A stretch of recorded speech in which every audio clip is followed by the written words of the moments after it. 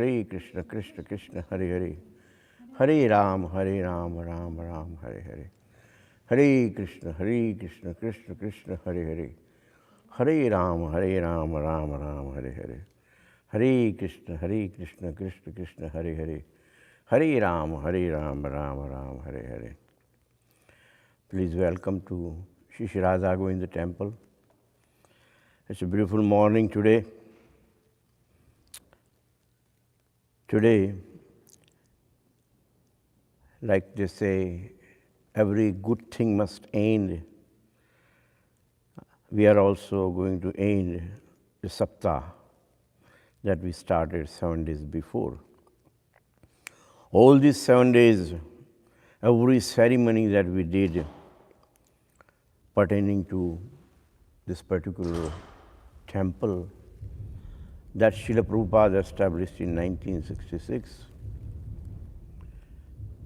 Whatever is offered to Shri Radha Govinda, behalf of our sponsor of this Bhagavad-saptāha, every offering, arti and ceremonies were actually given the credit to our sponsor because he has paid for that. This is very interesting. I'm sure Srila Prabhupada and Shri Radha Govinda are going to bless the family who has sponsored this particular event. Without further delay, let's start the program. Jaya Radha Madhava Nikuñja-bihārī, Jaya Radha Madhava Nikuñja-bihārī, Gopijan Vallabha Girivardhari, Gopijan Vallabha Girivardhari, Jashodanandan Vrajajan Ranjan, Jashodanandan Vrajajan Ranjan, Jamunatira Vanachari, Jamunatira Vanachari, Jaya Radha Madhava Nikuñja-bihārī, Jaya Radha Madhava Nikuñja-bihārī, Gopijan Vallabha Girivardhari, Gopijan Vallabha Girivardhari, Jashodanandan Vrajajan Ranjan, Jashodanandan Vrajajan Ranjan, Jamunatira Vanachari, Jamunatira Vanachari, Jaya Radha Madhava Nikuñja-bihārī, Jaya Radha Madhava Nikuñja-bihārī. Hare Krishna, Krishna Krishna, Hare Hare, Hare Ram, Ram Ram, Hare Hare, Hare Krishna, Krishna Krishna, Hare Hare, Hare Ram, Ram Ram, Hare Hare, Hare Krishna, Krishna Krishna Hare Hare, Hare Rama Hare Rama, Rama Rama Hare Hare, Hare Krishna Krishna Krishna Hare Hare, Hare Rama Rama Rama Hare Hare, Jaya Prabhupada Prabhupada, Prabhupada Jaya Prabhupada, Jaya Prabhupada, Prabhupada, Prabhupada Jaya Prabhupada, Prabhupada, Prabhupada, Prabhupada Jaya Jaya Prabhupada, Jaya Jaya Gurudev, Gurudev, Gurudev Jaya Jaya Gurudev. नमो विष्णुपाद परमहंस परिव्रजकाचार्य स्तोत्र सदा भक्ति वेदांत स्वामी श्री प्रभुपाद की जय। भक्ति सिद्धांत सरस्वती गोस्वामी महाराज की जय। अनंत कोटि वैष्णव वृंद की जय। नामाचार्य हरिदास ठाकुर की जय। प्रेम से कहो श्री कृष्ण चैतन्य प्रभो नित्यानंद श्री अद्वैत गदाधार शिवासति गौर भक्त वृंद की जय। अंतर मायापुर धाम की जय, वृंदावन धाम की जय, तुलसी देवी की जय, भक्ति देवी की जय, समावेद भक्त वृंद की जय, गौर प्रेमानंदे, all glories to assembled devotees, all glories to assembled devotees, all glories to assembled devotees, all glories to Guru and Gauranga.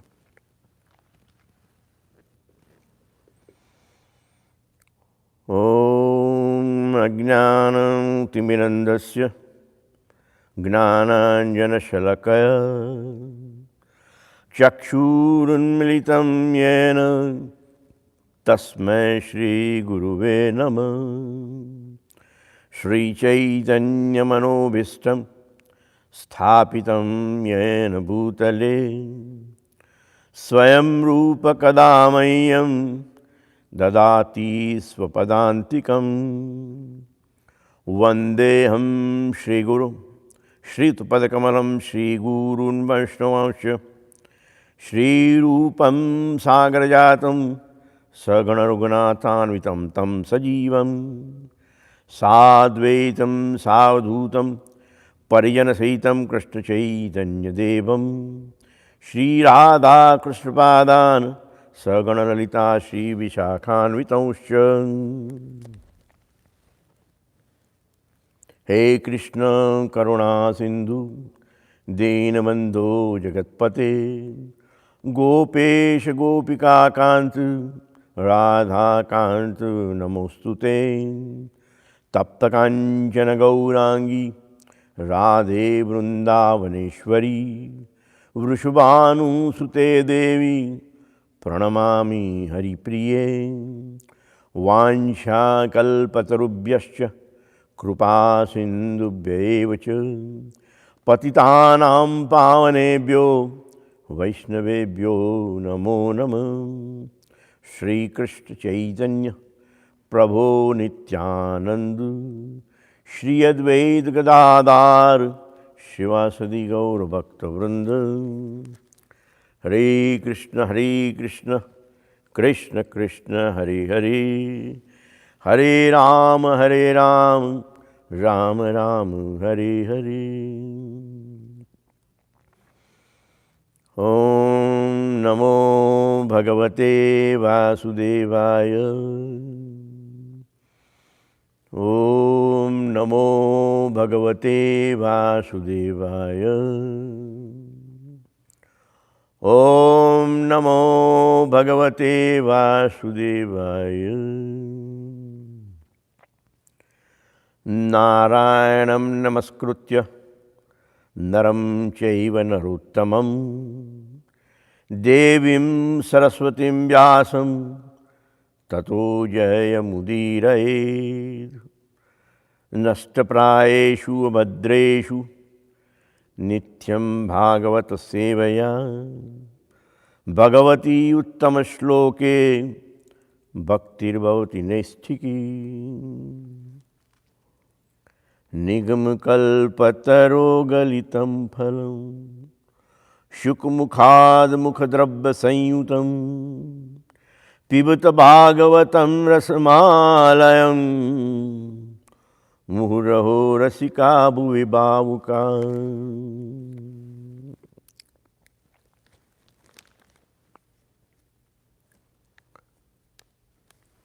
We resolve our heart and mind from last 7 days to give plenty to our sponsor.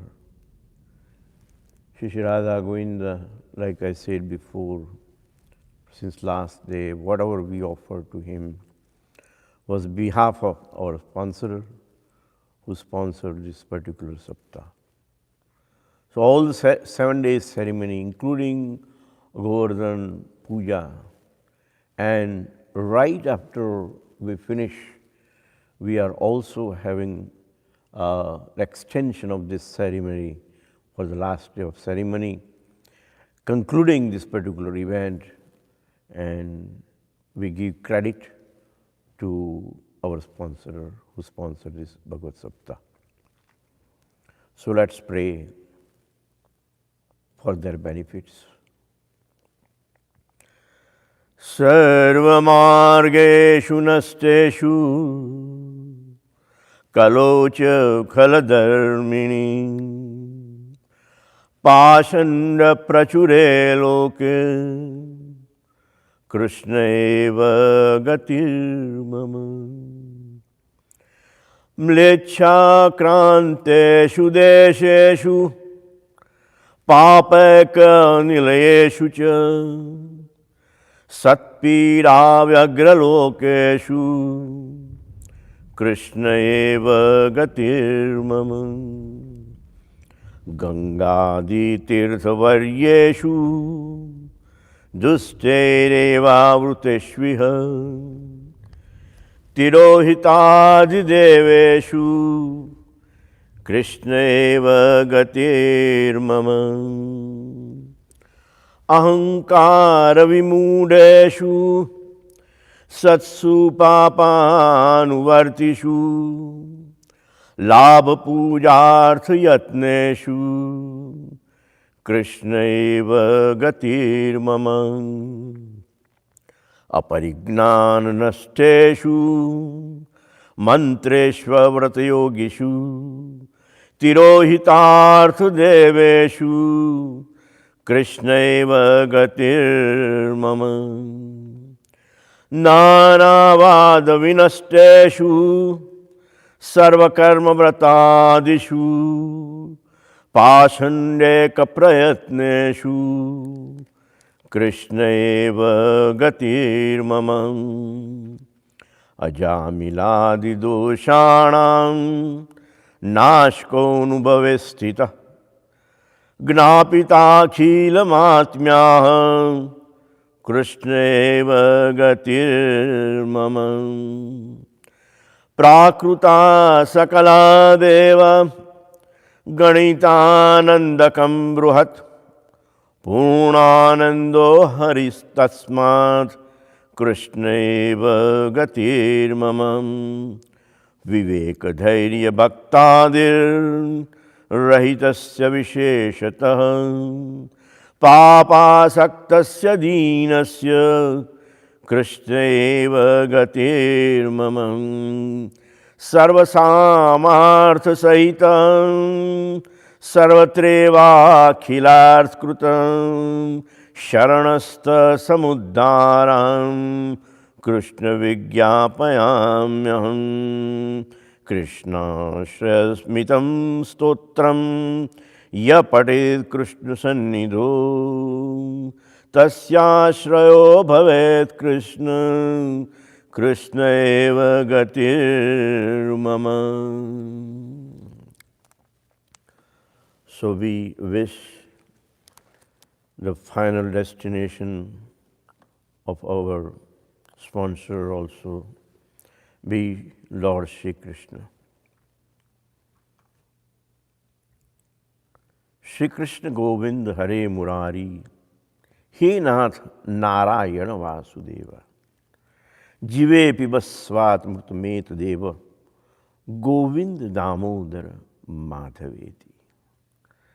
We are requesting every one of you, and especially to our sponsor, the family, and the well-wishers of Sri Radha Govinda, devotees, non-devotees, whoever is on the screen, please chant Shri Krishna, Govind, Hari, Murari, Narayan, Vasudeva, all these names. Keep chanting, please.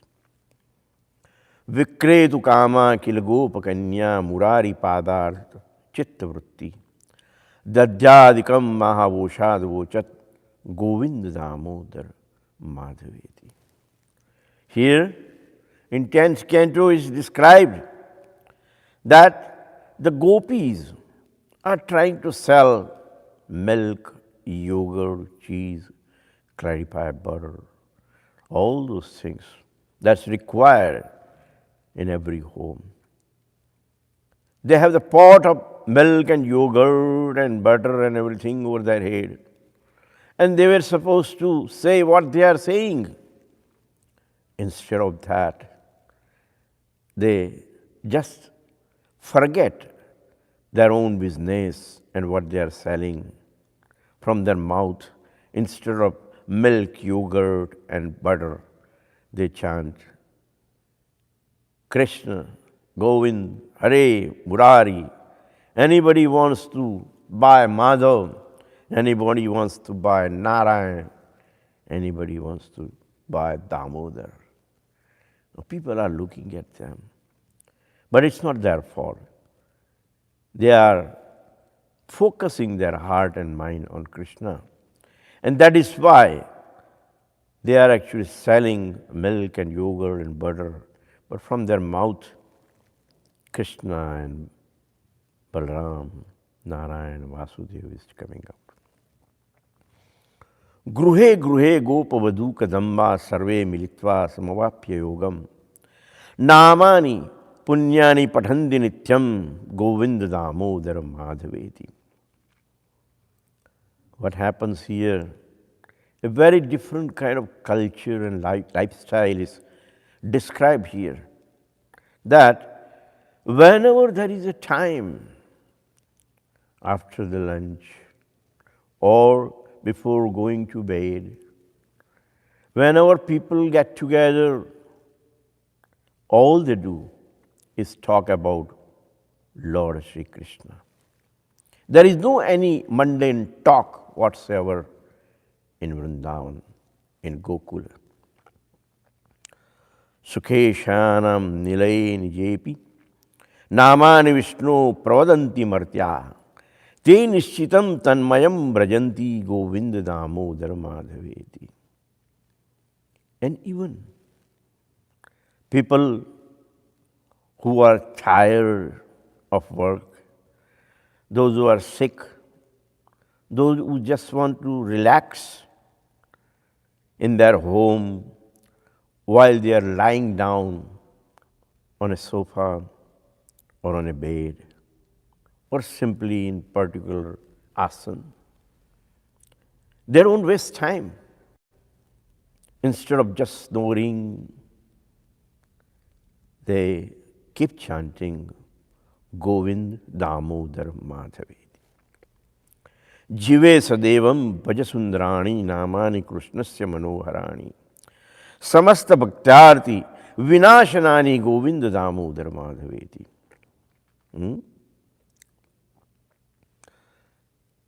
We are requesting our tongue that in scripture it says you are the most voracious and dangerous sands. If you give one chocolate, you want more and more and more and more. You are greedy. You can push any human being into hell people are suffering from diabetes and high blood pressures and fattiness, right? So, instead of that, we are engaging our tongue in chanting the holy name of the Lord, so that tongue will eat less, tongue will eat right, and tongue will chant Hare Krishna, Hare Krishna. Sukhavasane idameva saram, dukhavasane idameva gneyam. Dehavasane idameva japyam, Govind Damodara Madhaveti. Within the boundary of happiness, the cream of happiness is the holy name. At the end of any unhappiness, dejection of heart, any pain or sorrow, anything that you must know, the results, the end of the body itself also. The only mantra that you should be chanting is Govind Damodara Madhaveti. Shri Krishna Radha Varam Gokulesha Gopala Govardhananath Vishnu Jive Pibasva Murtamet Devam Govind Damodara Madhaveti. My dear Chang, please chant Shri Krishna, Radharamana, Brajarad, Gopal, Govardhan, Vishnu, Govind Damodara Madhav. Jivve rasagne madhurupriya Tvam satyam hitam tvam paramam vadami Avarana yetha mudarakshanani Govind Damodara Madhaveti. We are trying to bribe our tongue. Tongue is innocent also. They said it doesn't have the consciousness. It's not living. So we are trying to talk to tongue that you like sweet, right? And the tongue says yes. You say, okay, I will give you something which is sweeter than the sweets. I'm not going to give you a barfi or para or gulab jamun. Even sweeter than that I'm going to give you.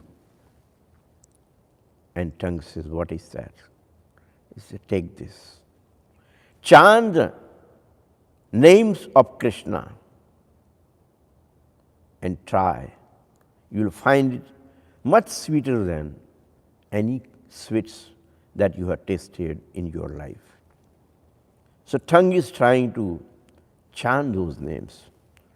Om Keshvaya Namaha, Om Narayana Namaha, Om Madhavaya Namaha, Om Govindaya Namaha, Om Vishnave Namaha, Om Madhusudanaya Namaha, Om Trivikramaya Namaha, Om Vamanaya Namaha, Om Sridharaya Namaha. And it keeps chanting and chanting and chanting. Because those gulab jamun or a rasgulla or para or barfi, they have limitation. So it can take some of it, but it cannot take whole of it. And that is why she confessed that yes, this is much sweeter than any of those sweets. And not only that, but I'm not even satisfied when I chant. I would like to chant more and more and more and more. Somebody asked Srila Prabhupada that what is the result of chanting? And Srila Prabhupada said, more chanting. So that is the result, that you would like to chant more and more Lord's names. Tvameva yache mama dehi jive samagate dandadhare krutante vyakta vyaktameva maduram subhaktya Govind Damodar Madhveti. So we are asking our tongue that with the folded hands, we are trying to ask you to chant Hare Krishna, Krishna Krishna, Hare Hare, Hare Rama, Rama Rama, Hare Hare. I will be able to chant this Mahamantra anytime, every time, all the time, without fail, because I know the importance of Mahamantra. But chances are that a time will come when I will have to depart this material world and I must be on the deathbed. I won't be able to see anything with my naked eyes. My ears will be blocked. My nose will be blocked, won't be able to breathe anymore. I may be just like in a coma, will be almost dead. And that time, my tongue will not be able to utter the Mahamantra or the name of Krishna. Antkale cha mamevam smaran mukta kalevaram. The injunction that Lord Sri Krishna gave in Bhagavad-gita, Antkale, when the time comes to leave this material world, you should be chanting my names. So, my dear tongue, I gave you something sweeter than the sweets. Do me a favor, not today, but whenever is required, and when it is a time to leave this material world, please chant on behalf of me when I am almost dead and I am not able to chant anymore. Please chant Govind Damodar Madhaveti. And then it says,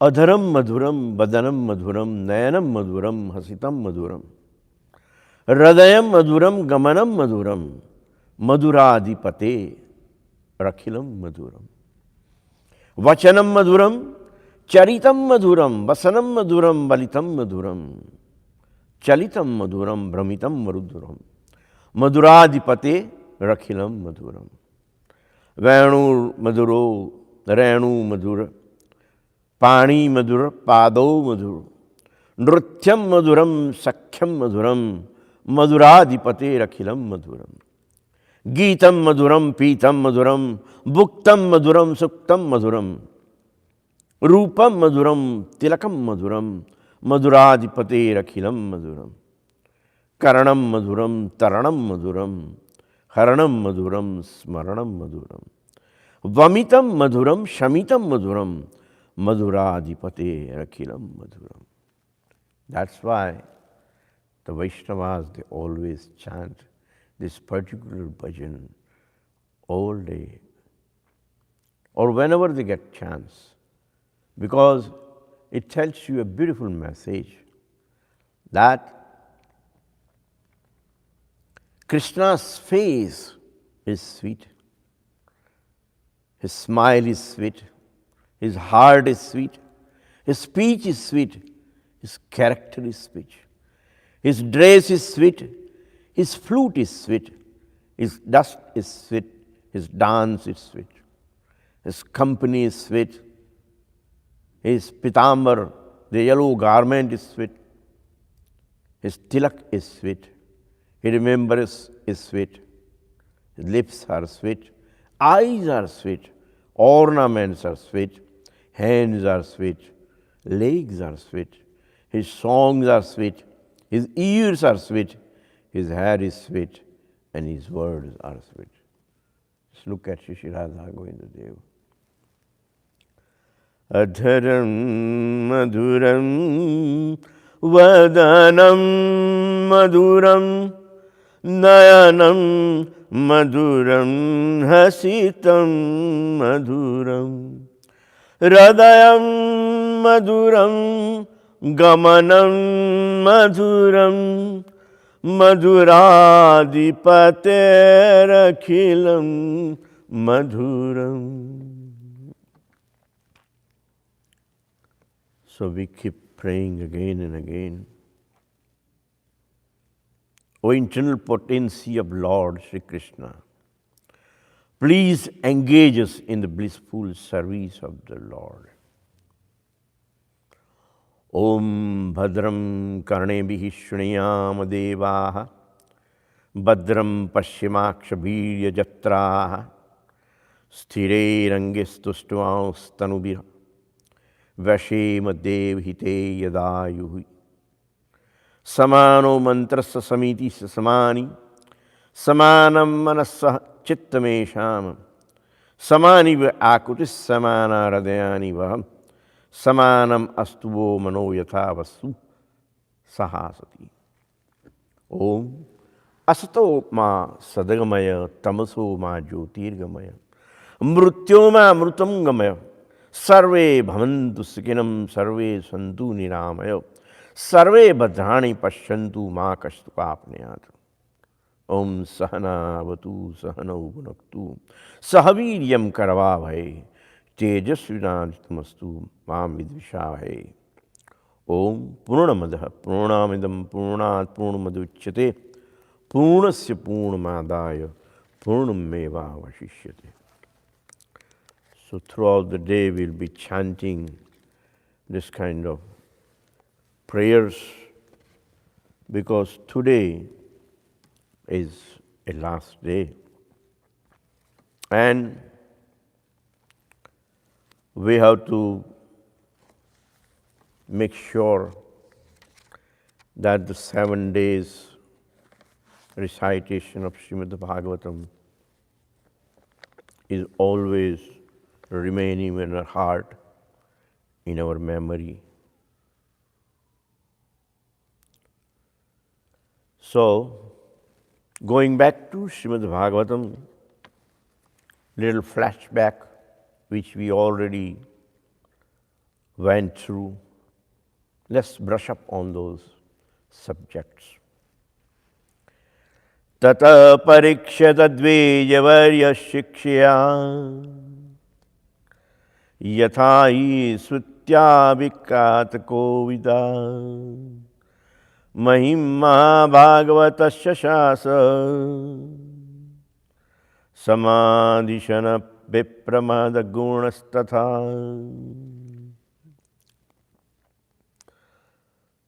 After the retirement of Pandavas, Maharaja Parikshit began ruling the earth. While Maharaja Parikshit ruled from his capital, Hastinapur, the symptoms of Kali Yuga began infiltrating his kingdom. Lord Krishna was there, Pandavas were retired. The war was over and they had plenty of time. So they inquired from Lord Sri Krishna about the age of Kali Yuga.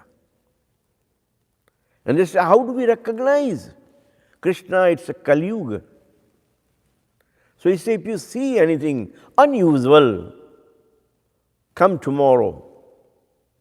Today you go and walk around.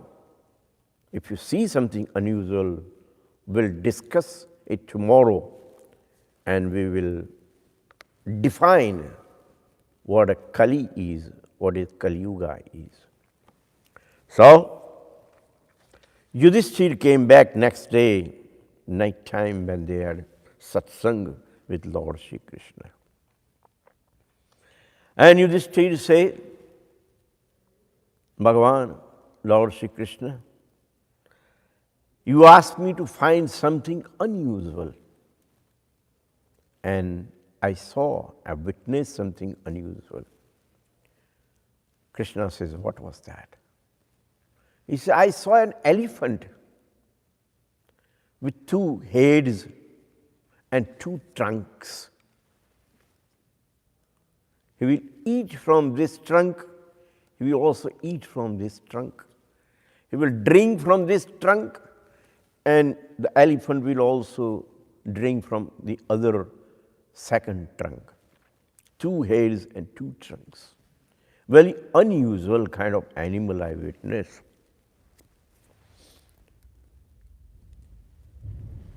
So Krishna says, that shows that Kali Yuga is already here.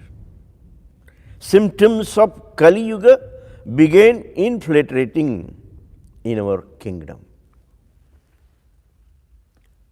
I say, how? So he says, we are okay. We just took charge of this particular Hastinapur. But if you travel all over the earth, there are so many kings, so many authorities, and now mentality of those heads of the states have changed. They have become very merciless towards their civilians.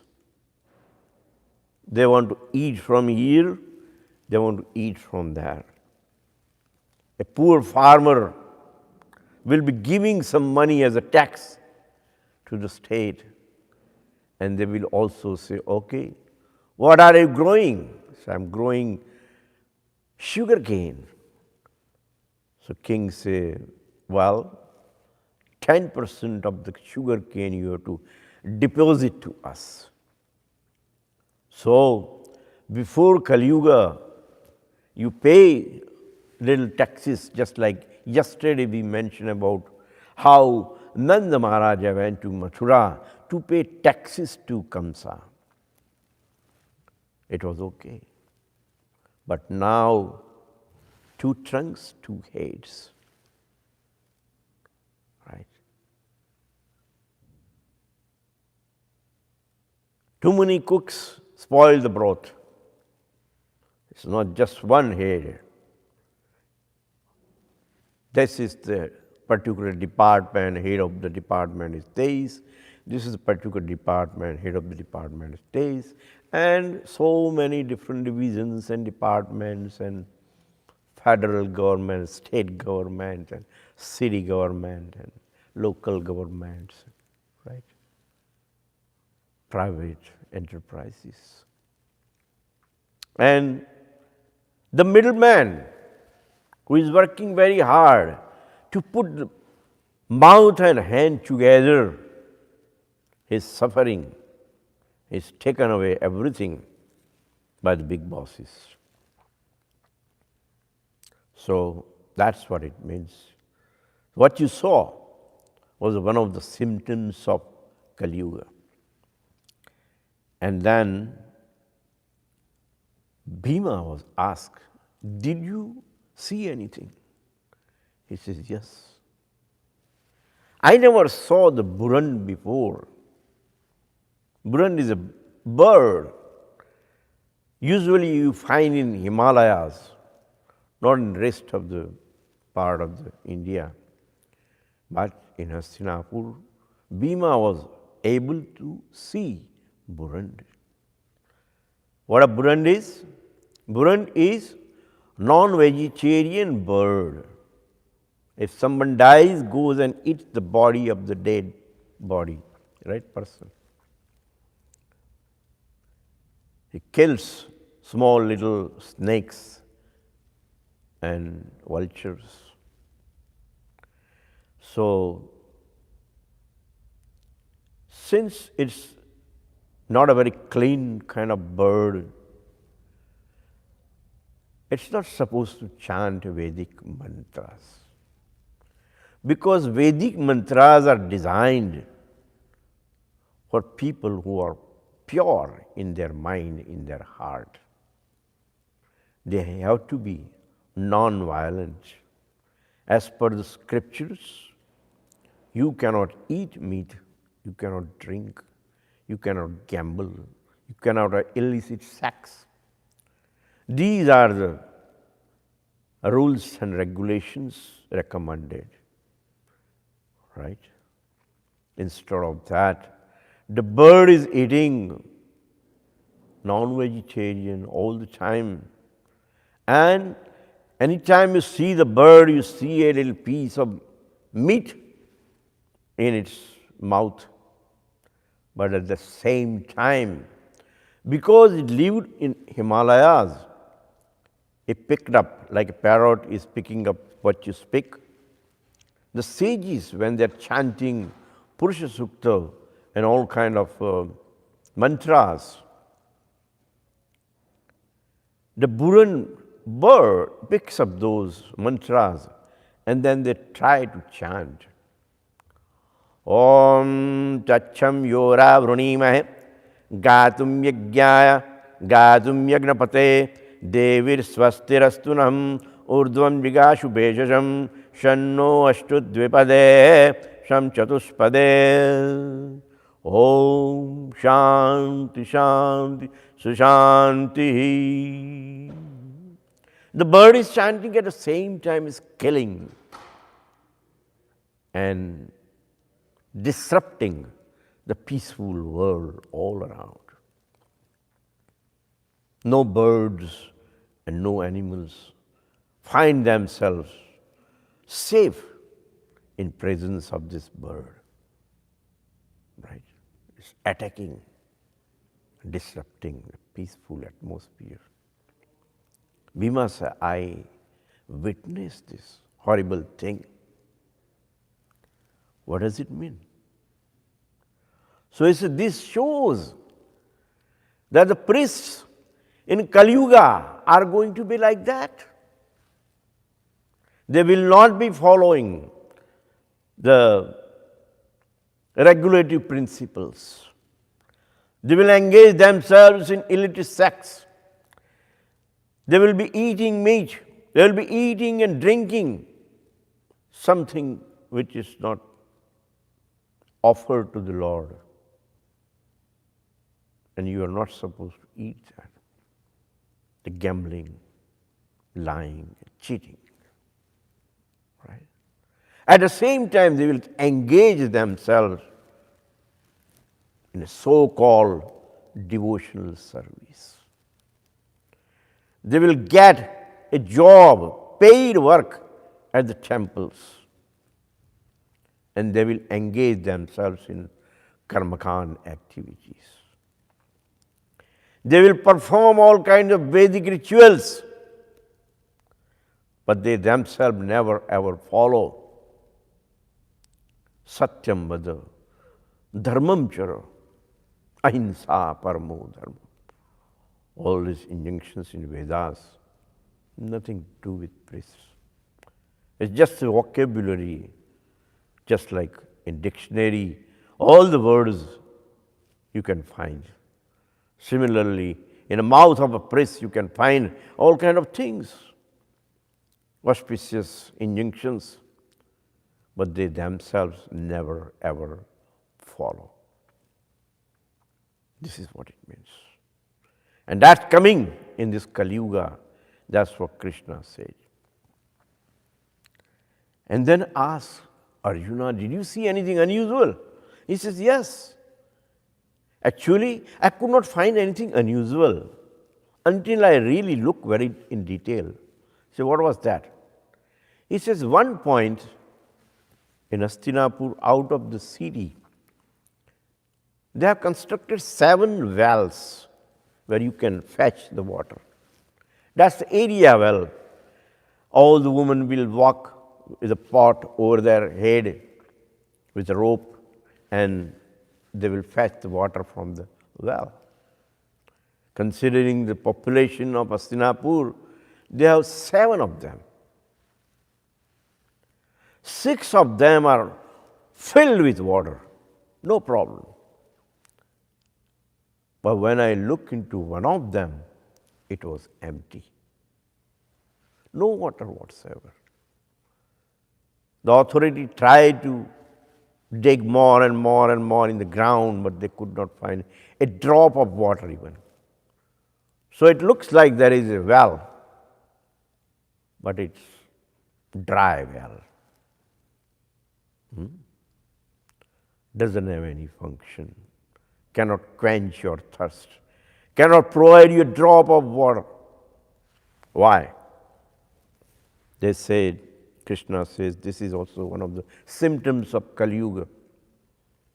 The one guy is trillionaire, the other guy is billionaire, the third guy is millionaire, right? A fourth guy is making hundreds and thousands of dollars, equipped with his own airplane and helicopter and Mercedes, all kind of facilities, right? He's enjoying all the pleasure that's available in this world. Food more than required, rest more than required. Even the heavenly person like Indra doesn't have. Some people will enjoy that way. And then when you see and walk on the sidewalk, the person is in miserable condition. It's raining, but there is no way he can secure himself under a shelter. It's extremely hot, but there is no any place where he can hide and get some shelter. It's very cold, but there is nothing to wrap around, nothing to eat, nothing to drink, no money to spend. Person has no life whatsoever. Just compare with others, and that is Kali Yuga. Call him a homeless or foodless or clothless or whatever. And people will not even care. In Bible it says that Lord Jesus was sitting on a throne and he said, please, you sit on my right, you sit on my left. You sit on my right, you sit on my left. He made everyone seated. And he said, these are the people, they have reached, and they will be eventually going to back to Godhead. They will be liberated. It's my decision today. But these people, they will have to go back in a cycle of birth and death. So these people say, why? Just because they're sitting on right? I said, no. Jesus say, when I was hungry, you didn't give me a piece of bread. When I was thirsty, you didn't give me a glass of water. When I was naked, you never offered me a garment to wear. You didn't give me anything. And they say, when was this time? We don't remember. You should have asked. You should have yelled, I'm hungry, I'm thirsty, I'm naked. Oh, we didn't hear anything from you. We are going to church every day. Jesus says, I was there on the sidewalk without any food, and you were walking with Trader Joe's bag with all kind of foods that you need. Some people, they have a cart, can't even carry that cart. The government pays the food coupons and they fill their refrigerator for themselves and from them relatives and from neighbors and for selling some stuff, right? Plenty. But they will not spare even a small banana for homeless person. That's why Jesus says, when I was hungry, you didn't give me any food. Right? That time they realized, yes, you are right. We neglected these homeless people. So that is one of the symptoms of Kali Yuga. And then Sahadev says that I saw a cow with a little baby, and a cow was actually loving the child so much that will pull out the tongue and will try to rub body of the baby cow. It used to become very unbearable for a newborn baby cow. But the mother cow did not wait and kept scratching out of love. It was not good for the baby to go through this. Of course, it shows the sign of love, but it's too much for a baby to do that. So in Kali Yuga, Krishna says the parents will love their children, but they will not know the limit of love. There is always a limit, how much you love to your children.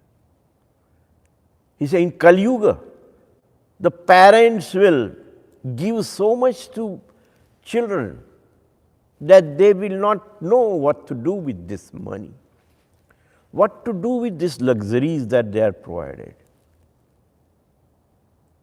They will go and buy drugs.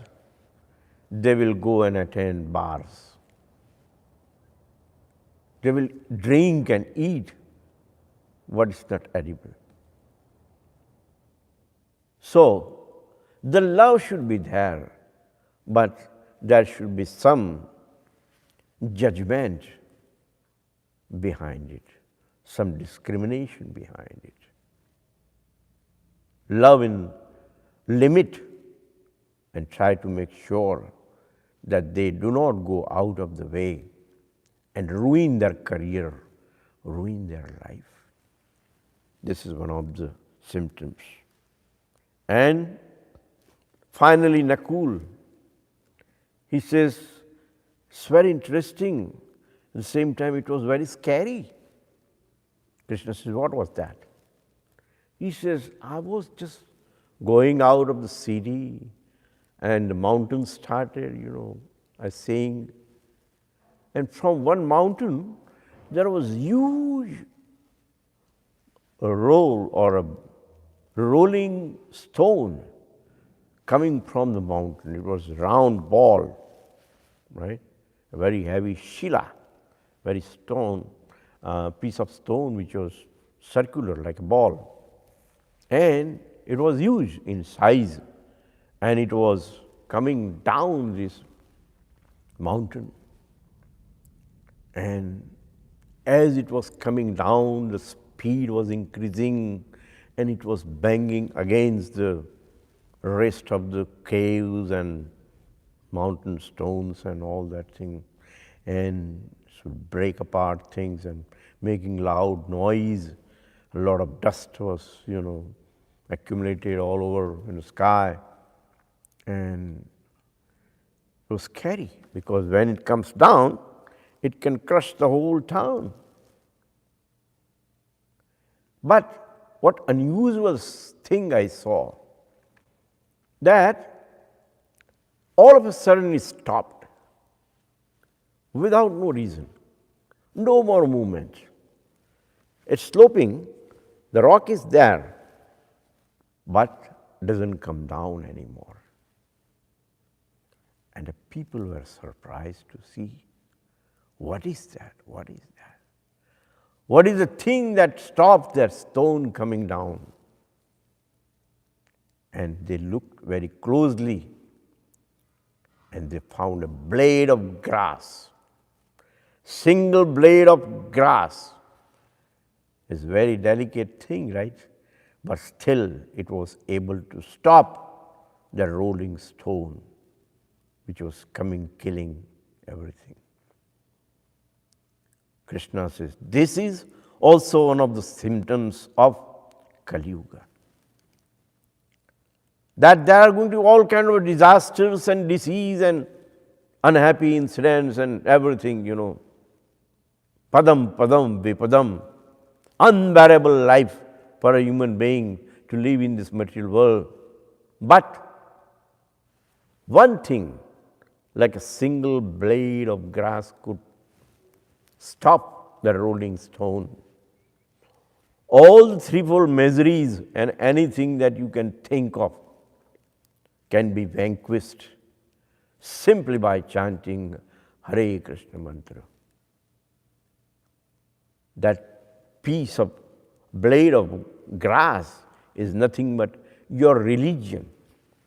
The religion will save you from a disaster that's coming in a Kali Yuga.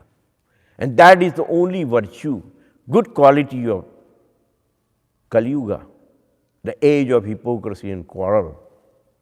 That dharmo rakshati rakshitaha, those who are protecting their own religion, their own duties, those who are dedicated to the Lord, those who have faith, they will be saved.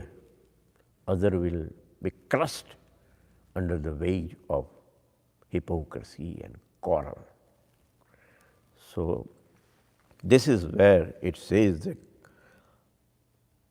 upon understanding the sum of the subjects and taken up meat eating, illicit sex, gambling and intoxication, which are the root causes of all kinds of quarrel,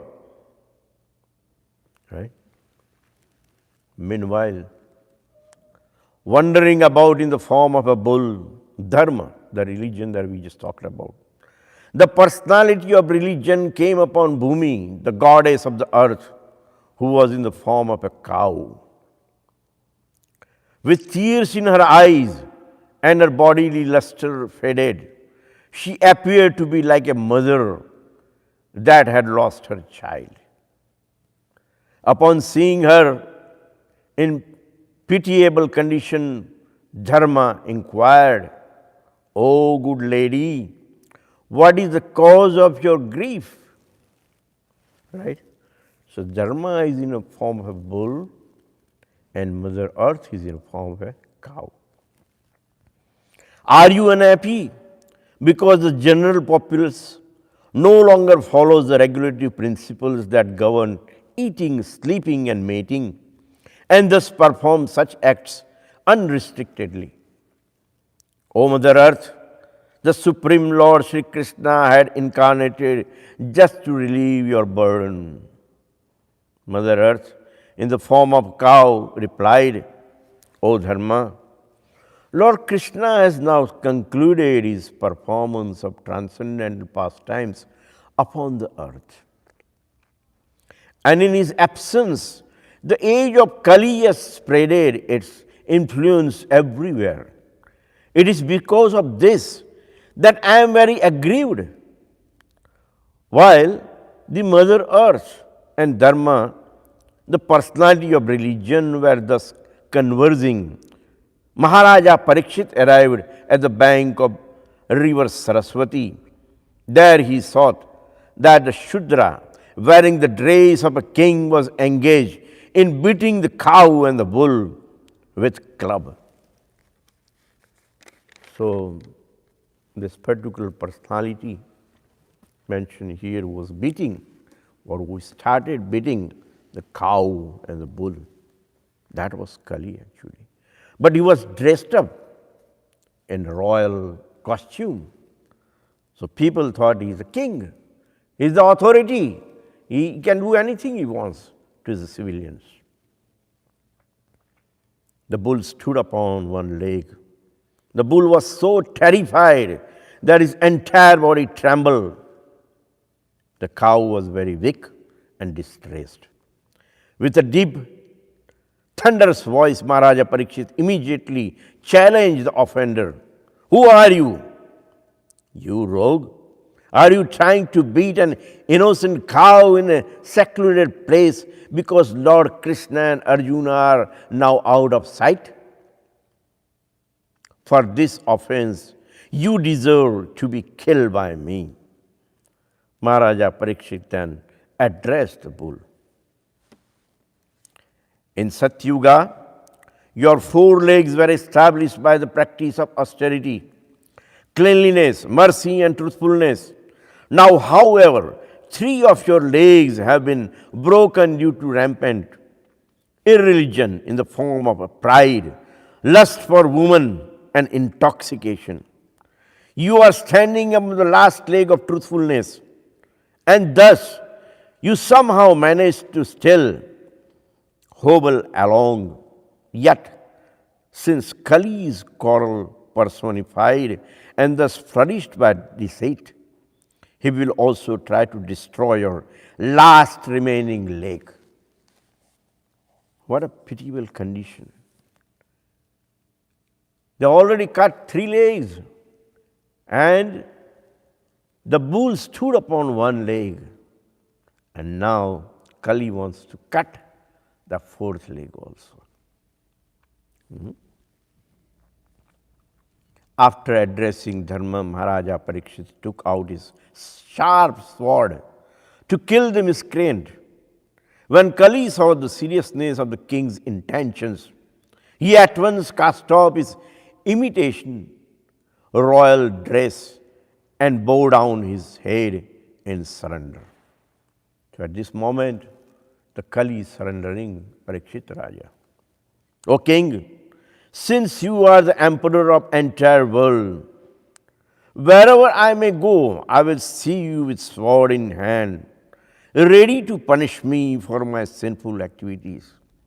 Even though I am your enemy, because I have surrendered unto you, you should allot me a place of residence where I can live peacefully under your protection.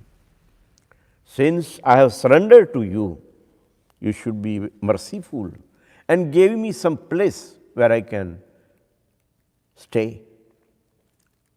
Being this petition, Maharaja Parikshit agreed to allow Kali to live where gambling. He says, okay, wherever there is a gambling, Kali Yuga, you can go and stay there.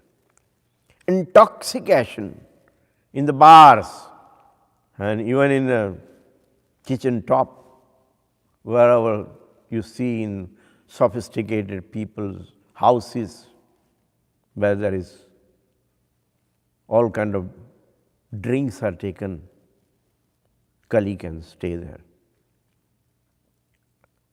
Prostitution, whenever there is a illicit sex, you can go and stay there.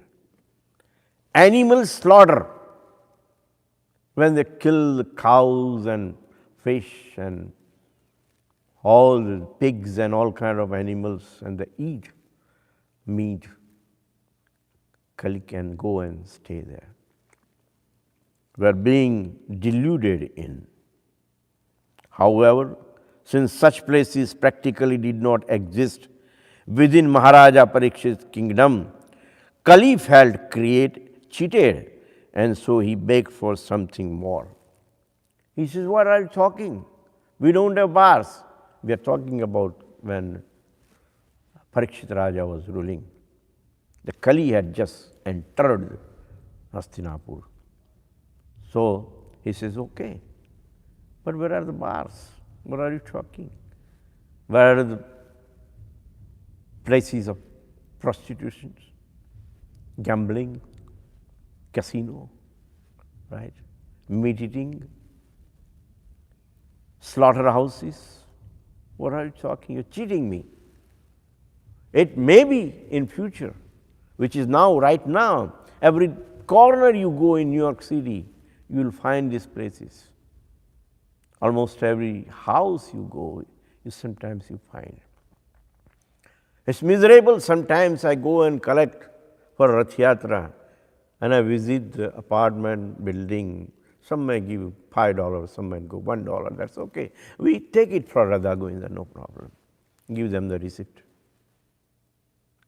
But the apartment, when we enter, the boy is sitting on a bed or a sofa with a plate and some chicken or a fish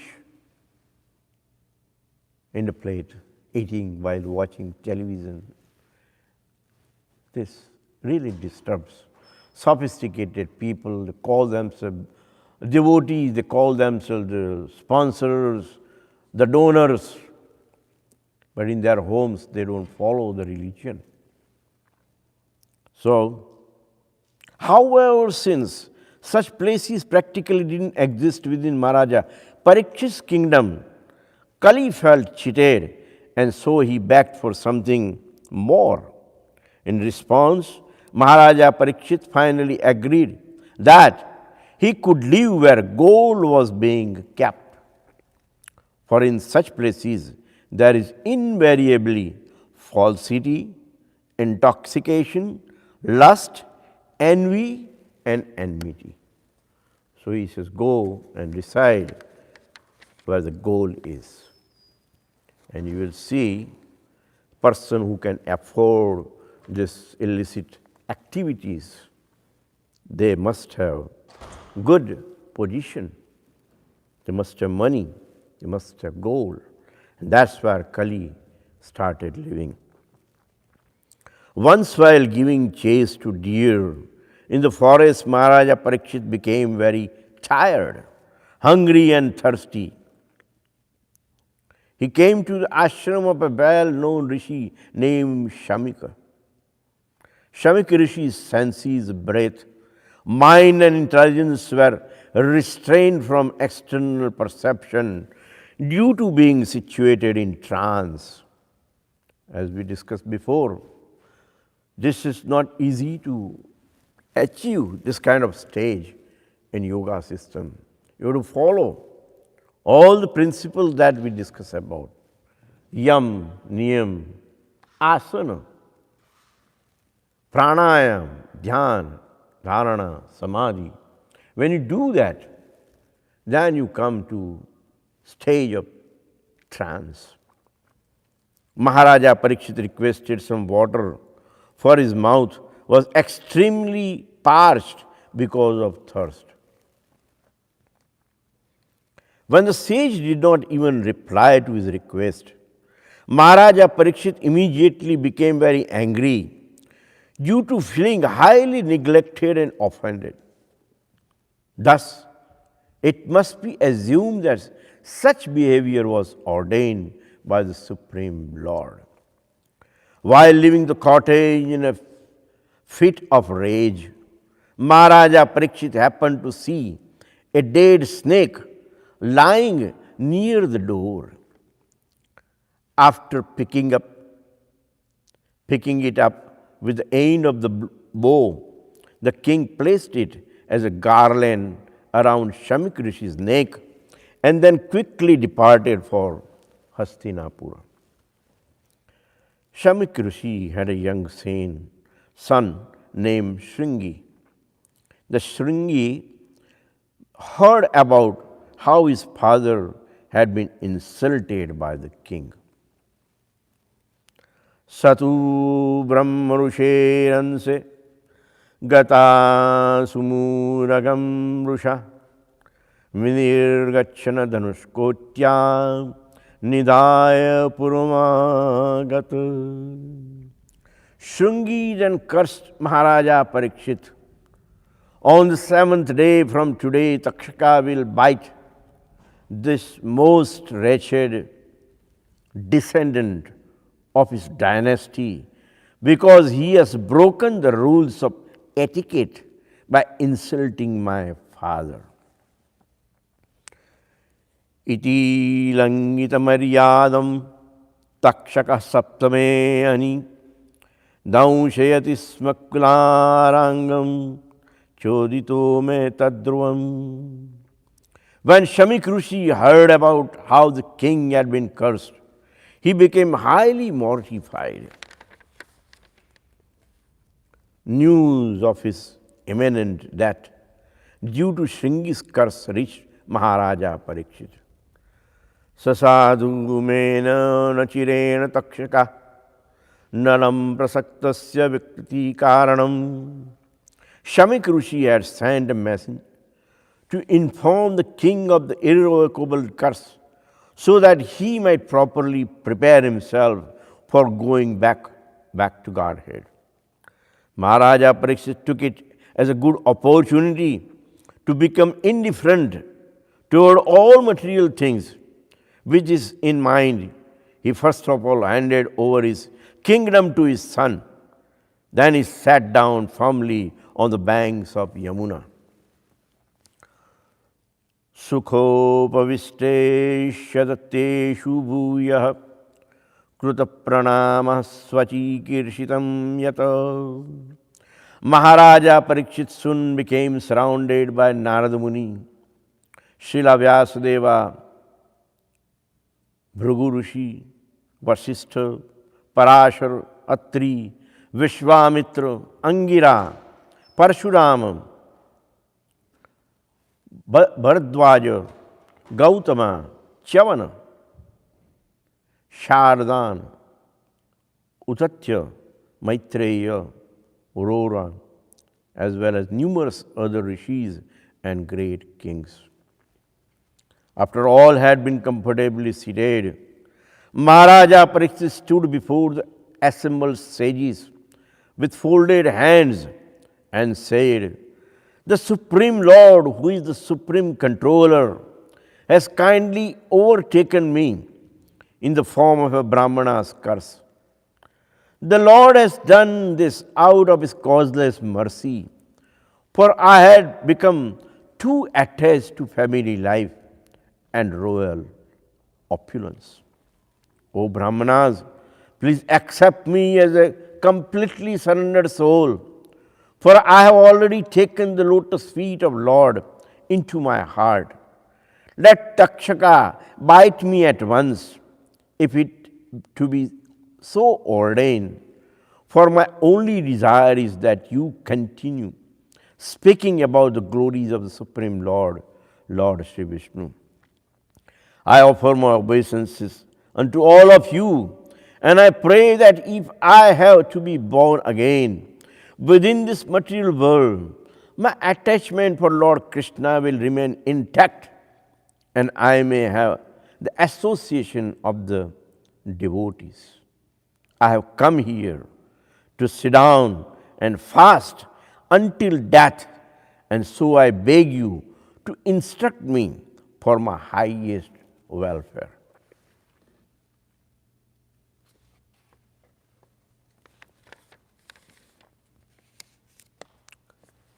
Upon arrival of Shukadeva Goswami, Maharaja Parikshit and all of the rishis except Narada, Vyasa and few others arose from the seats to show him respect.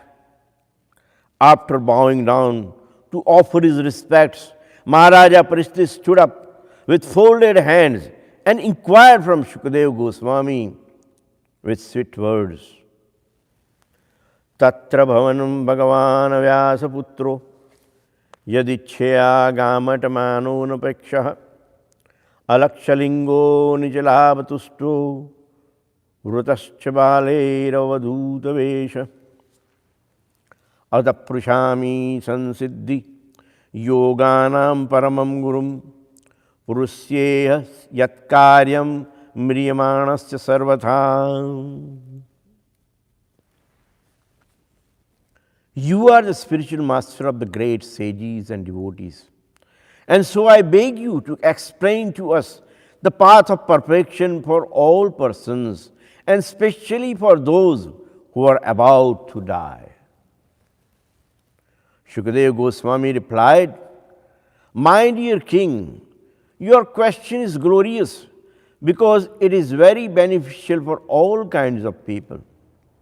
The answer to this question is the prime subject matter for hearing. Materially engrossed people were many subjects for hearing because they are blind to acknowledge the absolute truth. During the day, they work hard to earn money, and at night, they pass their time in sleep and sexual indulgence. Although the truth is right before their eyes, such materially engrossed persons do not see their inevitable destruction. One who desires to become freed from all material miseries must hear about, glorify, and remember the Supreme Personality of Godhead, for the highest perfection is to remember Lord Narayana at the end of the life.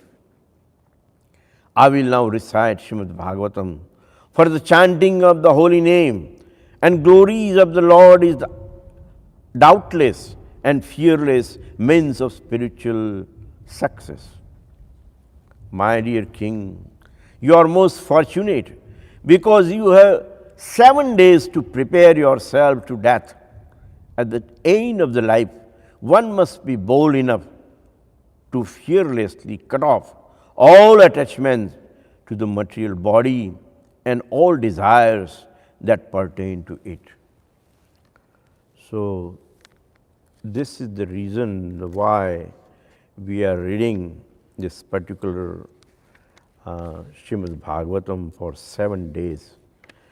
Shukadeva Goswami explained that, Parikshit Raja, you are very, very fortunate,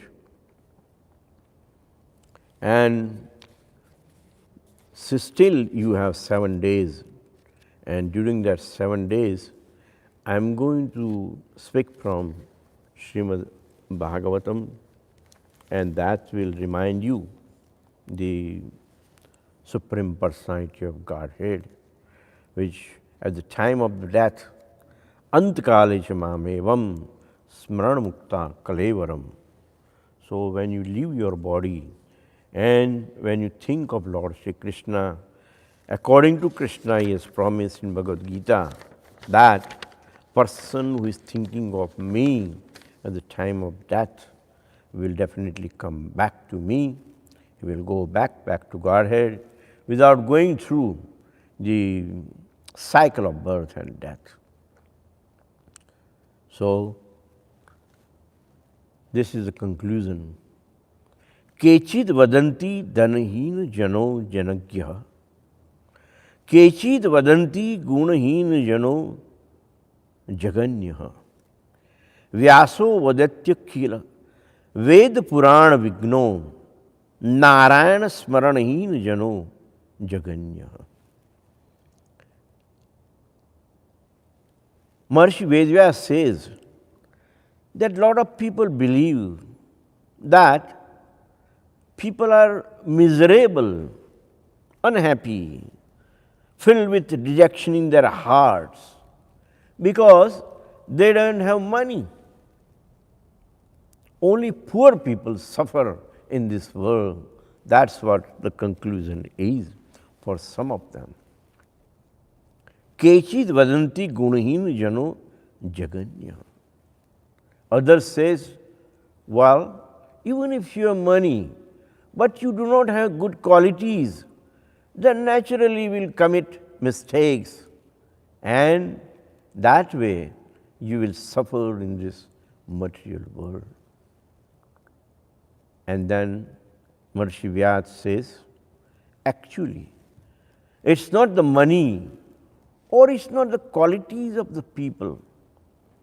The fact is that one, whoever has forgotten Lord Narayana, Narayana smaranahīna jano jaganya, means one who doesn't have the remembrance of Lord Narayana, one who cannot focus his mind on Lord Narayana's names, qualities, pastimes, paraphernalias, and treasure, he is actually a sufferer in this world. So this is a very beautiful injunction. So the Lord Sri Krishna, before he left this material world, he is preaching Uddhava. And some of you may be familiar with which we already discussed about when we were talking about incarnations. So, one of the incarnations we said, Shashtam Atreha Apatyavatam Vrutah Prapta Anasuyaya. If you remember, when we were Matsyam Kurmam Varaham Chinarsi Chivamanam Ramam, Ramam, Ramam, Krishnam, Buddham, Kalkim, Namamyam. We were talking at that time, we were discussing who was the first one, second one, third one. Now the sixth one, here it says, Sashtam Atreya Apatyatvam Vrta Prapta Anasuyaya. So, Krishna fulfilled desire of Mother Anasuya in a combined form of Lord Brahma, Vishnu and Shiva. Three people, three personalities, Lord Brahma, Lord Vishnu and Lord Shiva. That is Traya. And giving pleasure means Datta. That makes the word Dattatraya. Right? The sixth incarnation was the son of sage Atri. He was born from the womb of Mother Ansuya, who prayed for an incarnation. He spoke on the subject of transcendence to Alarka, Prahalad and Yadu, etc. So, we are talking about Lord Dattatreya. Krishna told Uddhava that once upon a time, Maharaja Yadu, who was his ancestor, and he says he spotted one young man. He was not interested in this material world, totally renounced, and that's why he was very much happy. So in order to know the secret of his happiness, Maharaj Yadu go and ask him. This personality is none other than Dattatreya. Om Shantam Yogendra Varyam Dvijkulatilakam Shrotriyam Brahmanishtam Dattathreyam Swarantan Janhitiniratam Satchidanandamagnam Siddham Reva Tarastam Nijaparahitam Nittamavtadum Santam Nareshwarastam Atikalmanam Pandurangam Namami Shri Datta Datta Kulataraka Datta Datta Shri Datta Datta Rupumaraka Datta Datta Shri Datta Datta Bhayaharaka Datta Datta Shri Datta Datta Mudayaka Datta Datta. So as the story goes, Lord Krishna's conclusion was that Atmano Guru Atmeva Purushasya Visheshataha Yat Pratyakshe Anumananam Bhyam Shreyo Savanatu Vindate. Lord Krishna said, an intelligent person who expertly analyzes the actual situation of material existence can act as his own instructing spiritual master. By applying sound logic to his acute perceptions, he can elevate himself to a position beyond the inauspicious life of gross sense gratification. Very wonderful. This is the final injunction we find in Śrīmad-Bhāgavatam. So let me read it again. It's so beautiful. An intelligent person who expertly analyzes the actual situation of material existence can act as his own instructing spiritual master. Just assume that there is no spiritual master available. What will you do? The man himself is his own spiritual master. That's what Krishna is trying to tell. By applying sound logic to his acute perceptions, he can elevate himself to a position beyond the inauspicious life of gross sense gratification. He says, my dear Uddhava, even though I cannot be perceived by the material senses, I can still be approached by the wise use of one's perceptions and intelligence. In this regard, I shall describe you an ancient history regarding the meeting of the great King Yadu with an Avadhuta. That Avadhuta was none other than Dattatreya. Maharaja Yadu once spotted a young Brahmana Avadhuta who was wandering about freely of his own accord. Being himself a very learned person, the king approached Avadhuta and inquired, O Brahmana, although you do not appear to be engaged in any particular spiritual discipline, I can understand that you have somehow or other acquired great wisdom. Please disclose to me, how is it that you have come to such a mature understanding?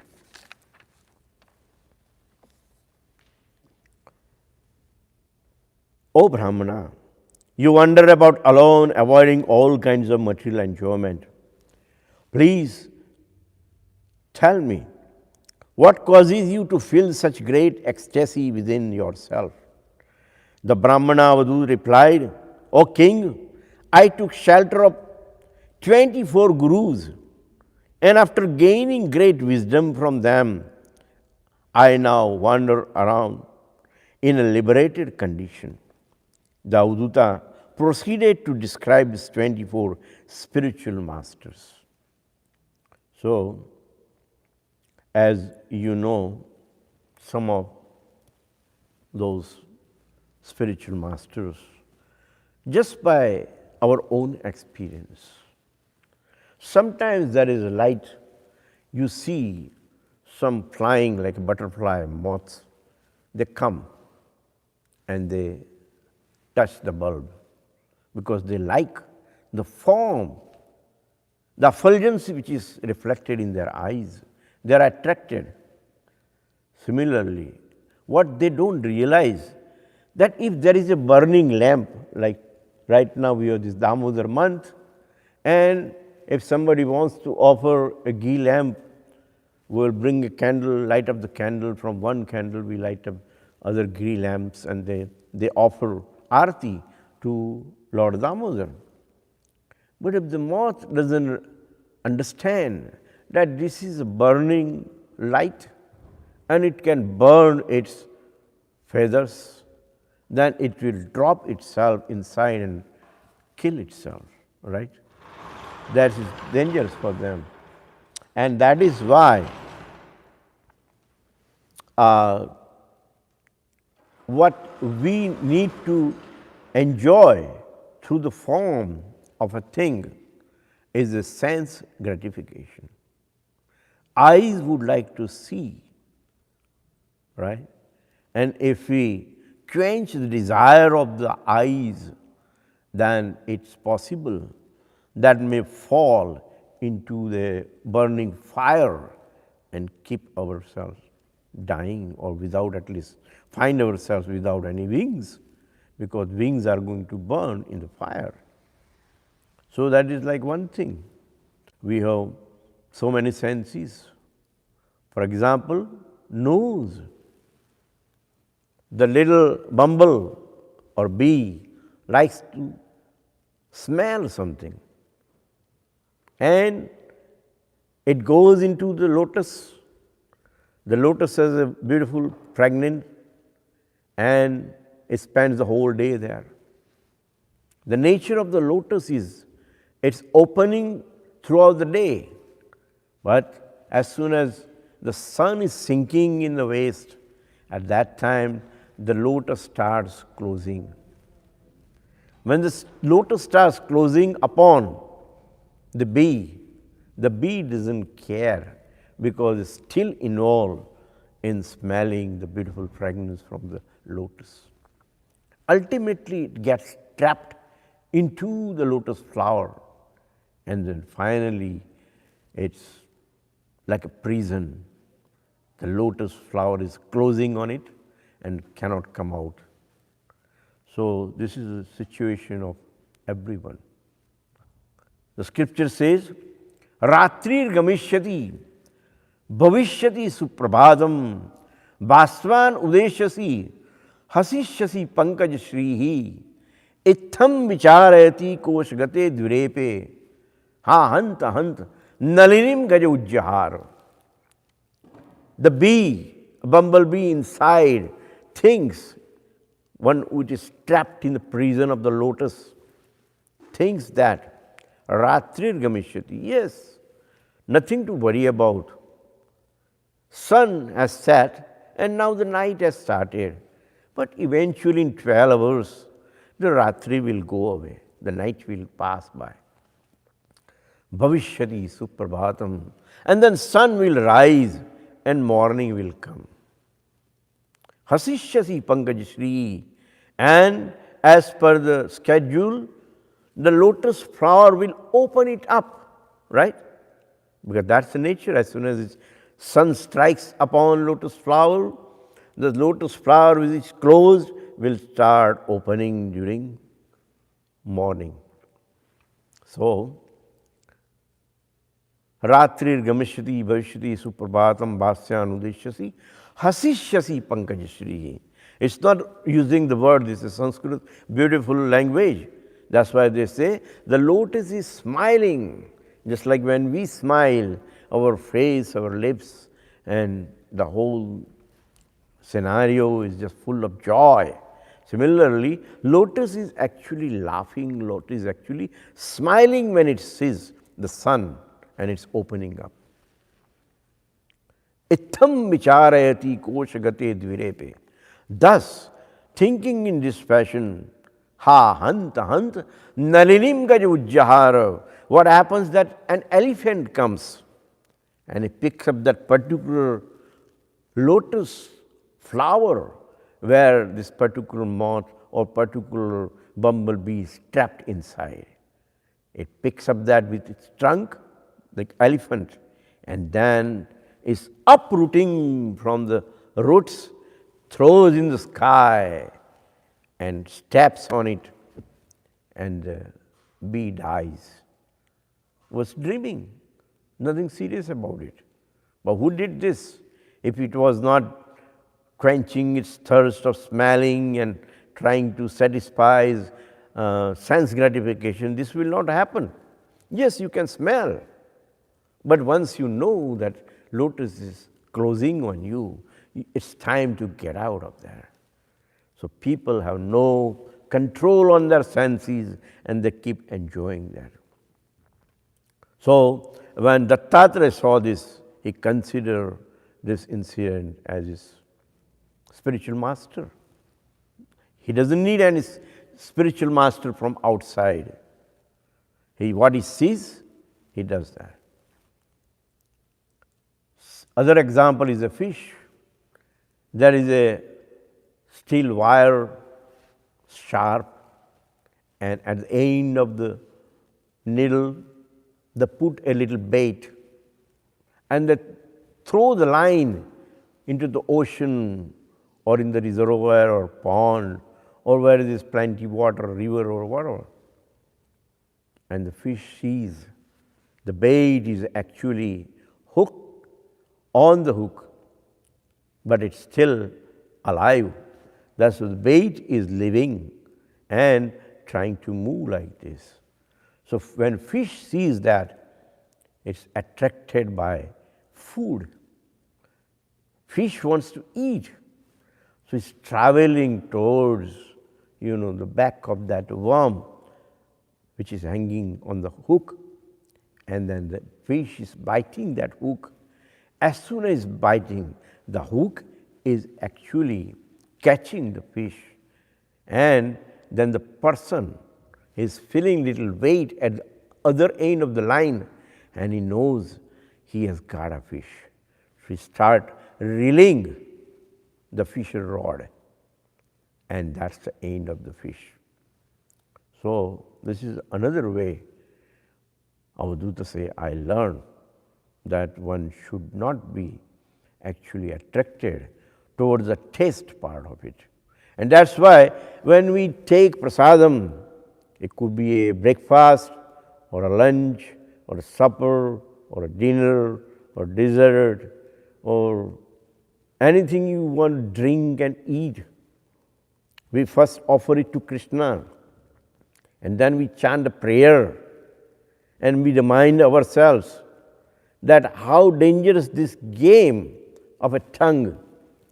If we try to satisfy the taste, then we are trapped like a fish and we are going to die like a fish. But we have to remember by chanting the prayer. What do we chant? Sharira avidya jala, jadendriya tayakala, jive phile vishaya sagare, tar madhye jivayati. ताके चेता कठिन संसरे कृष्ण मुरदयामोर कड़ी बारे जीवो जाए सब साधन दिलो बाए सही ना अमृत पाओ राधा कृष्ण गुण गाओ प्रेमे डाको चैतन्य Nitai. Right? We chant this thing, and that is why we are chanting this particular prayer, that this is a sense which is blind, but it's greedy at the same time. You give him one candy, it wants another candy. And that is why we chant and eat the Krishna Prasadam. So, this is another sense, right? Now, there is also a one more, it is like an elephant. Elephant would like to enjoy through the skin, desiring to touch the she-elephant that the hunter has displayed before him. The male elephant falls into a pit and is captured. Taking note of this, a saintly person should never touch a young girl or even a wooden doll in the shape of a girl. So, Dattatreya also learned by looking at the elephant that in order to satisfy the touch sense, elephant becomes a doll in the hands of in a circus. So now you also see some deer. The deer becomes captivated by the hunter's sweet music and then is easily killed. Taking a lesson from this, a saintly person should avoid all mundane music, song and dance, because it may cause him to fall prey to sense enjoyment, as happened to the Rishi Rishagna. So, as you know, sometimes when people want to catch the snake or a deer, then they play the music. What happens that when you play the music, the snake is attracted by the music. And when he gets very much involved in the music, the hunter who wants to hunt the snake and catch the snake will extend his hand and he will try to catch the snake, and ultimately what will happen that it is caught in the hands of the hunter. So our study goes on. Similarly, the Guru is earth also. The earth teaches us tolerance, for in spite of being exploited in so many ways, it continues to provide all the necessities of life.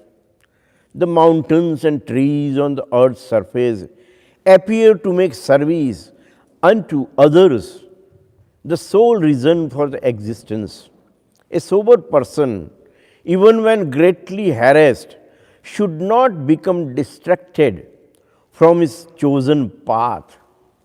This is very interesting because earth is actually rotating itself around the sun in its orbit.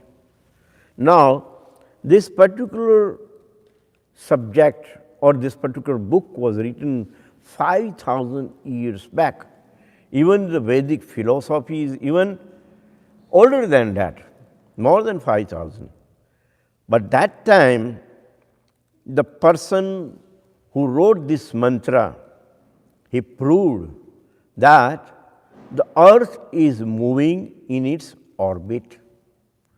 Meanwhile, the science, if you see, even a couple of thousand years back, didn't believe that earth is round.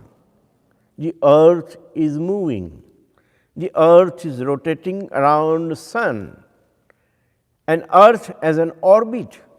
Here, in this particular verse, earth is moving in the orbit. The scientific truth is mentioned. That means our Vedic literature is much more advanced than even the scientific researches. Now, what do we have to learn from air? So, Dattatreya Bhagavan is teaching us. The air teaches us how to live in this world without attachment and thus avoid material entanglement. The wind blows over a fragrant garden and then it blows over a pile of decomposition garbage. A breeze sometimes carries droplets of water that refresh those who are suffering from excessive heat. Then again, the breeze fuels a great fire that destroys an entire forest. Yet, the wind always remains unchanged and unaffected by the objects that it contacts. In the same way, a devotee's mind should remain fixed upon Lord Krishna and should not become disturbed by the auspicious and inauspicious situation that one inevitably contacts. A devotee knows very well that he is not the material body and that he should not be disturbed by the dualities of the material existence. Then one more guru says, the sky. The sky teaches us that a soul always remains untouched and unaffected by matter, even while living in this material world. There are so many atmospheric disturbances, such as violent storms and tornadoes, but unlimited sky is far beyond all this, unaffected. Similarly, all things are situated within the Supreme Lord, but is unaffected by the workings of these various energies and is always transcendental. We learn something from the water also. A saintly person is just like water, pure and gentle. A flowing stream makes pleasing sound. Rivers, lakes, and oceans are all very pleasing to see.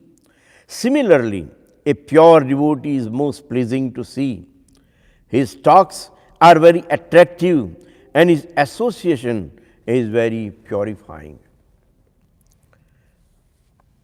Lord Dattatreya also taught us about the fire, that we should be learning something from the fire. What are we really learning from the fire? A saintly person can be compared to fire. Even if he happens to eat contaminated food, a saintly person is not sinfully affected, just as fire does not become impure.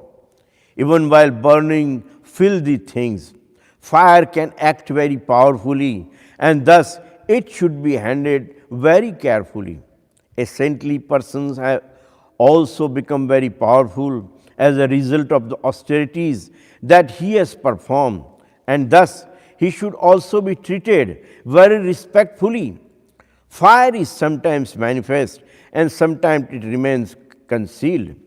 A pure devotee generally conceals his exalted position from ordinary society, but sometimes he acts as a spiritual master just to welfare of others. So people like Srila Prabhupada is mentioned here.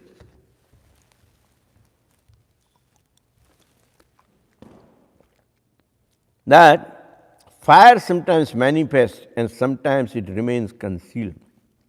A pure devotee generally conceals his exalted position.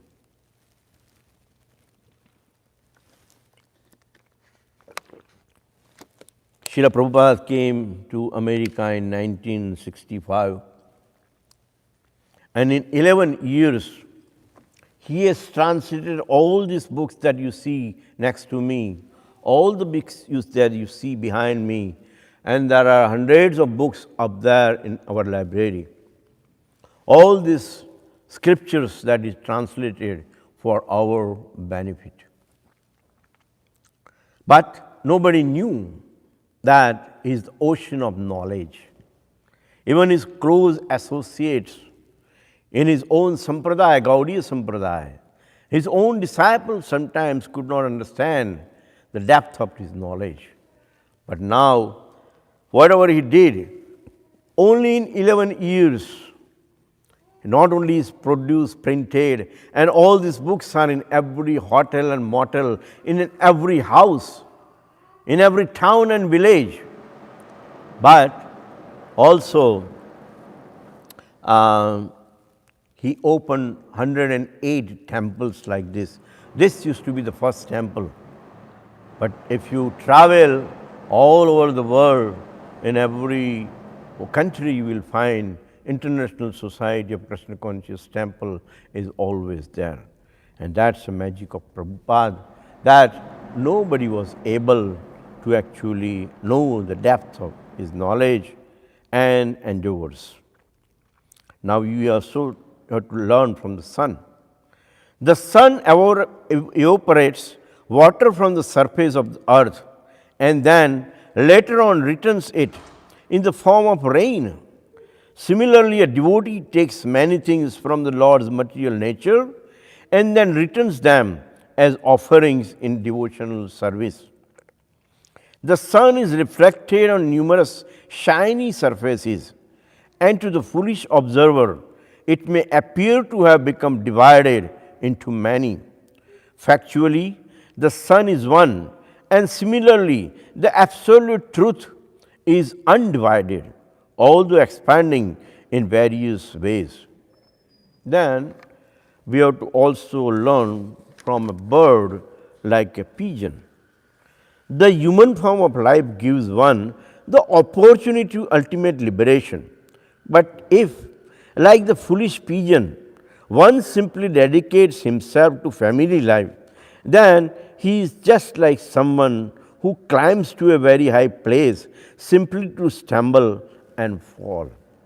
So if you see the pigeons, they always stay together like a family, and they have so many babies and father and mother and grandfather, uncles and aunts and maternal uncles and friends and family members. They all together, hundreds of them, they stay together.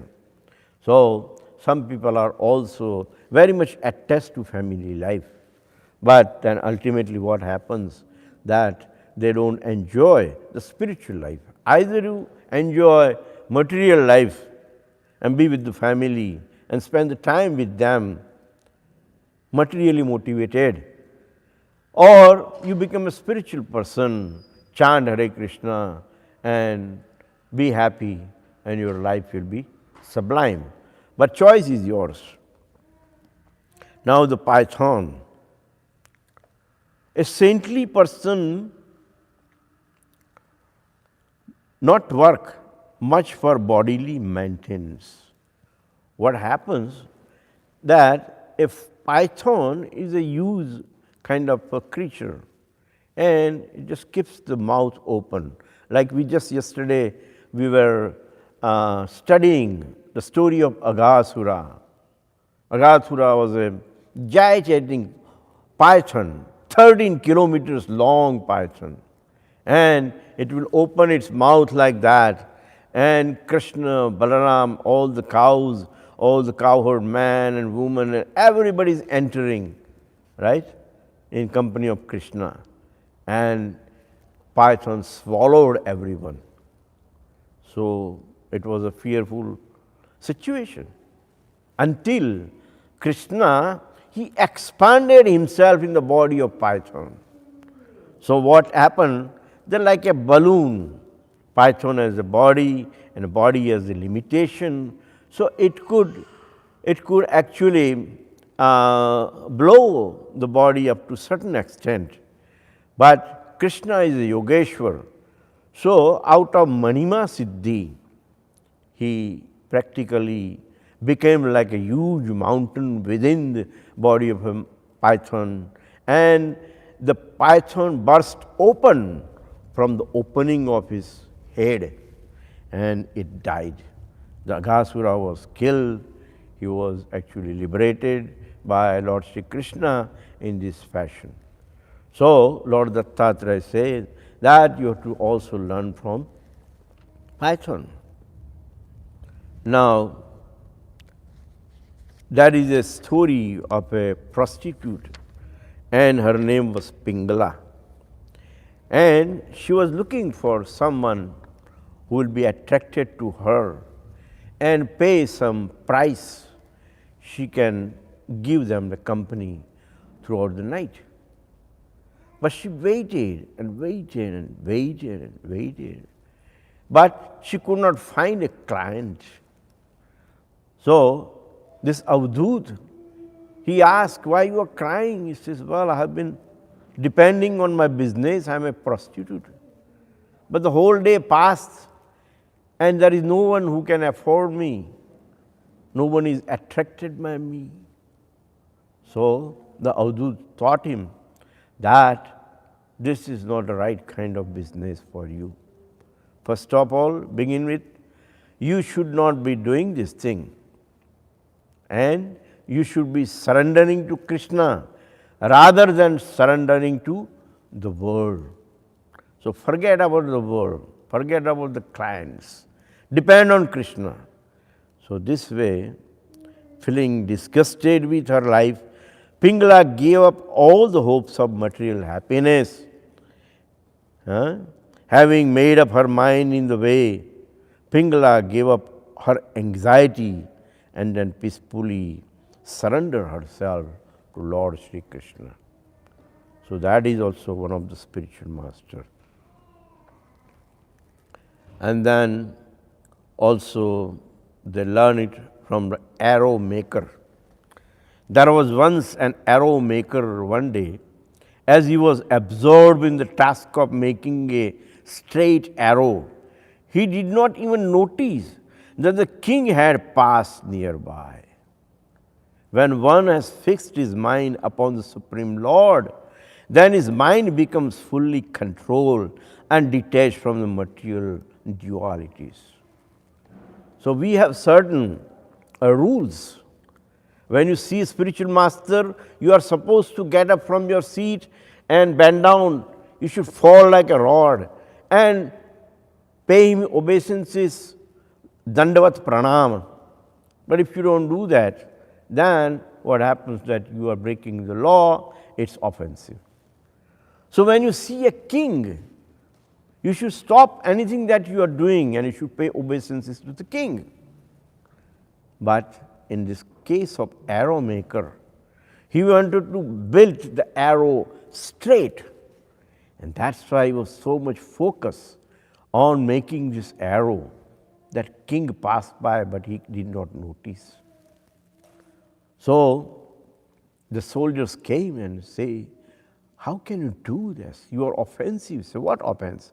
He says, didn't you the king pass by? I said, no, I was so much busy making my arrow. So when Dattatreya heard that, he says, this is called a real devotional service. When you do devotional service, you do 10 things at a time, right? Some people hold a bill bag in the right hand, and on the left hand they do dishwashing.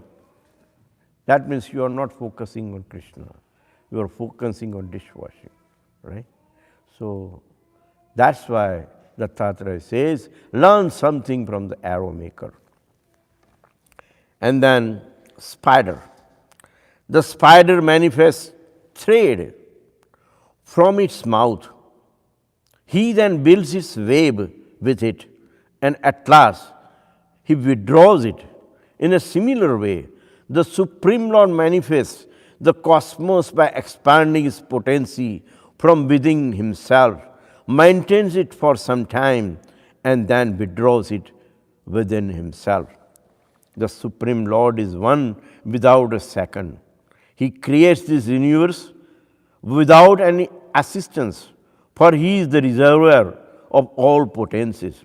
The subtle Pradhan, which is the basis of all creation, is conserved within the Lord after annihilation in a neutral condition of equilibrium, and thus it is non-different from him. The Supreme Personality of Godhead displays his form of time, Kala, as a time of creation, which then agitates his material energy, Maya, which is composed of three modes. Thus the Mahat Tattva is created, and thereafter the variegated universes, the universe thus rests within the Mahat Tattva, and by its potency, the conditioned souls undergo material existence.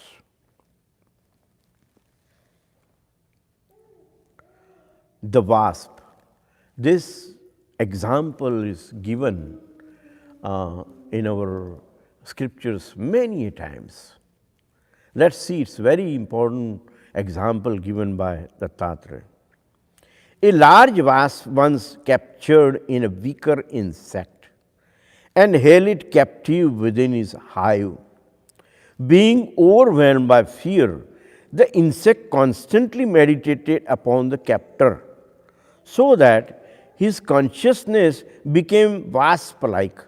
Thus, after that, that insect achieved a wasp body in its next time. From this, we can understand that whether out of love, hate, or fear, if one fixes his mind in complete concentration upon a particular form, he will certainly attain that very form in the next life. And that is why Lord Krishna says that when you leave the body, whatever form you are thinking of, the next body, that's the body you will be receiving without fail. And that's the promise of Krishna. And that is why here the example of wasp is given. The wasp is constantly thinking of its captor, and ultimately it achieves the body of a captor. So this is a wonderful example that they have given.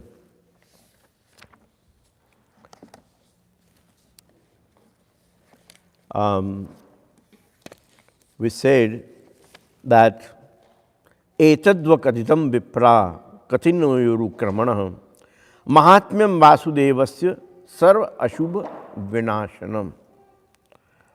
So here Shukadeva Goswami is narrating this thing, Śrīmad-Bhāgavatam to Parikshit Raja, and he says, etadvah kathitam vipraha kathiniyoru kramanah.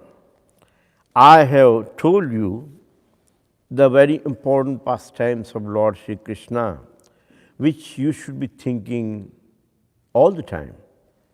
Mahatmya Vasudevasya Sarva Ashubha Vinashanam. What it does, that it destroys the activities, sinful activities that you have accumulated throughout your life. Not only in this particular life, but also in a previous life. Since time immemorial, you have committed sinful activities, and that is why there are in your account there are so many pap or sinful activities accounted for, and that is why you have to chant Hare Krishna to get rid of all those sinful activities that you have committed in your life. Shukadeva Goswami said, O best of the Kurus, I have related to you these narrations of Lord Narayan's pastimes, by presenting them as a brief summary. Even Lord Brahma could not describe them entirely. For a person who is suffering the great fire of countless miseries and who desires to cross over the insurmountable ocean of material existence, there is no suitable boat except the cultivation of a taste for the narrations of the pastimes of the Supreme Personality of Godhead. So here we have to understand that even Shukadeva Goswami, who Lord Krishna himself came, and after he promised that Shukadeva Goswami will never ever be touched by his external potency Maya, and he had a darshan of Lord Sri Krishna, and his father taught him Śrīmad-Bhāgavatam while he was in the womb of the mother, right? For 16 years he stayed in the womb of the mother and he learned only Śrīmad-Bhāgavatam, and he was afraid to come to this material world because the material world is under control of Maya, the external potency of Krishna. So he just didn't want to come to this material world, but Krishna actually somehow convinced him that you are a very useful person because you can preach Śrīmad-Bhāgavatam to others, and this is how you can deliver this particular word. So even Shukadeva Goswami, when he says, "O best of the Kurus, I have related to you these narrations of Lord Narayan's pastimes by presenting them as brief summary. Even Lord Brahma could not describe them entirely." So some people always argue that 7 days and still we are not done. You have not concluded everything, you have not covered everything. So even Shukadeva Goswami says that it's not me only who is not able to describe Lord Krishna, because his pastimes so innumerable and so many, like an ocean filled with pastimes. His qualities, like an ocean filled with Krishna's potency and qualities that cannot be described in 7 days. But he says, I have tried my level best. Then he says his final instructions to Maharaja Parikshit.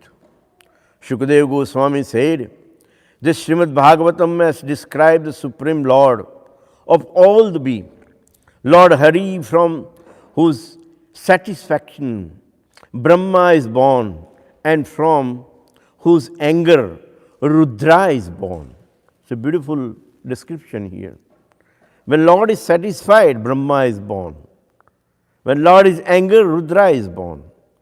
Unconditional loving surrender to the Supreme Lord is the perfection of life.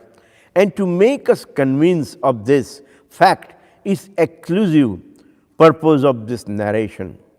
O King, give up the animalistic thinking.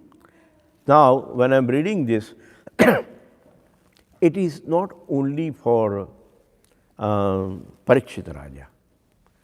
Shukadeva Goswami, when he speaks or is giving these final instructions, it is not only for Parikshit Raja, it is also for you and me.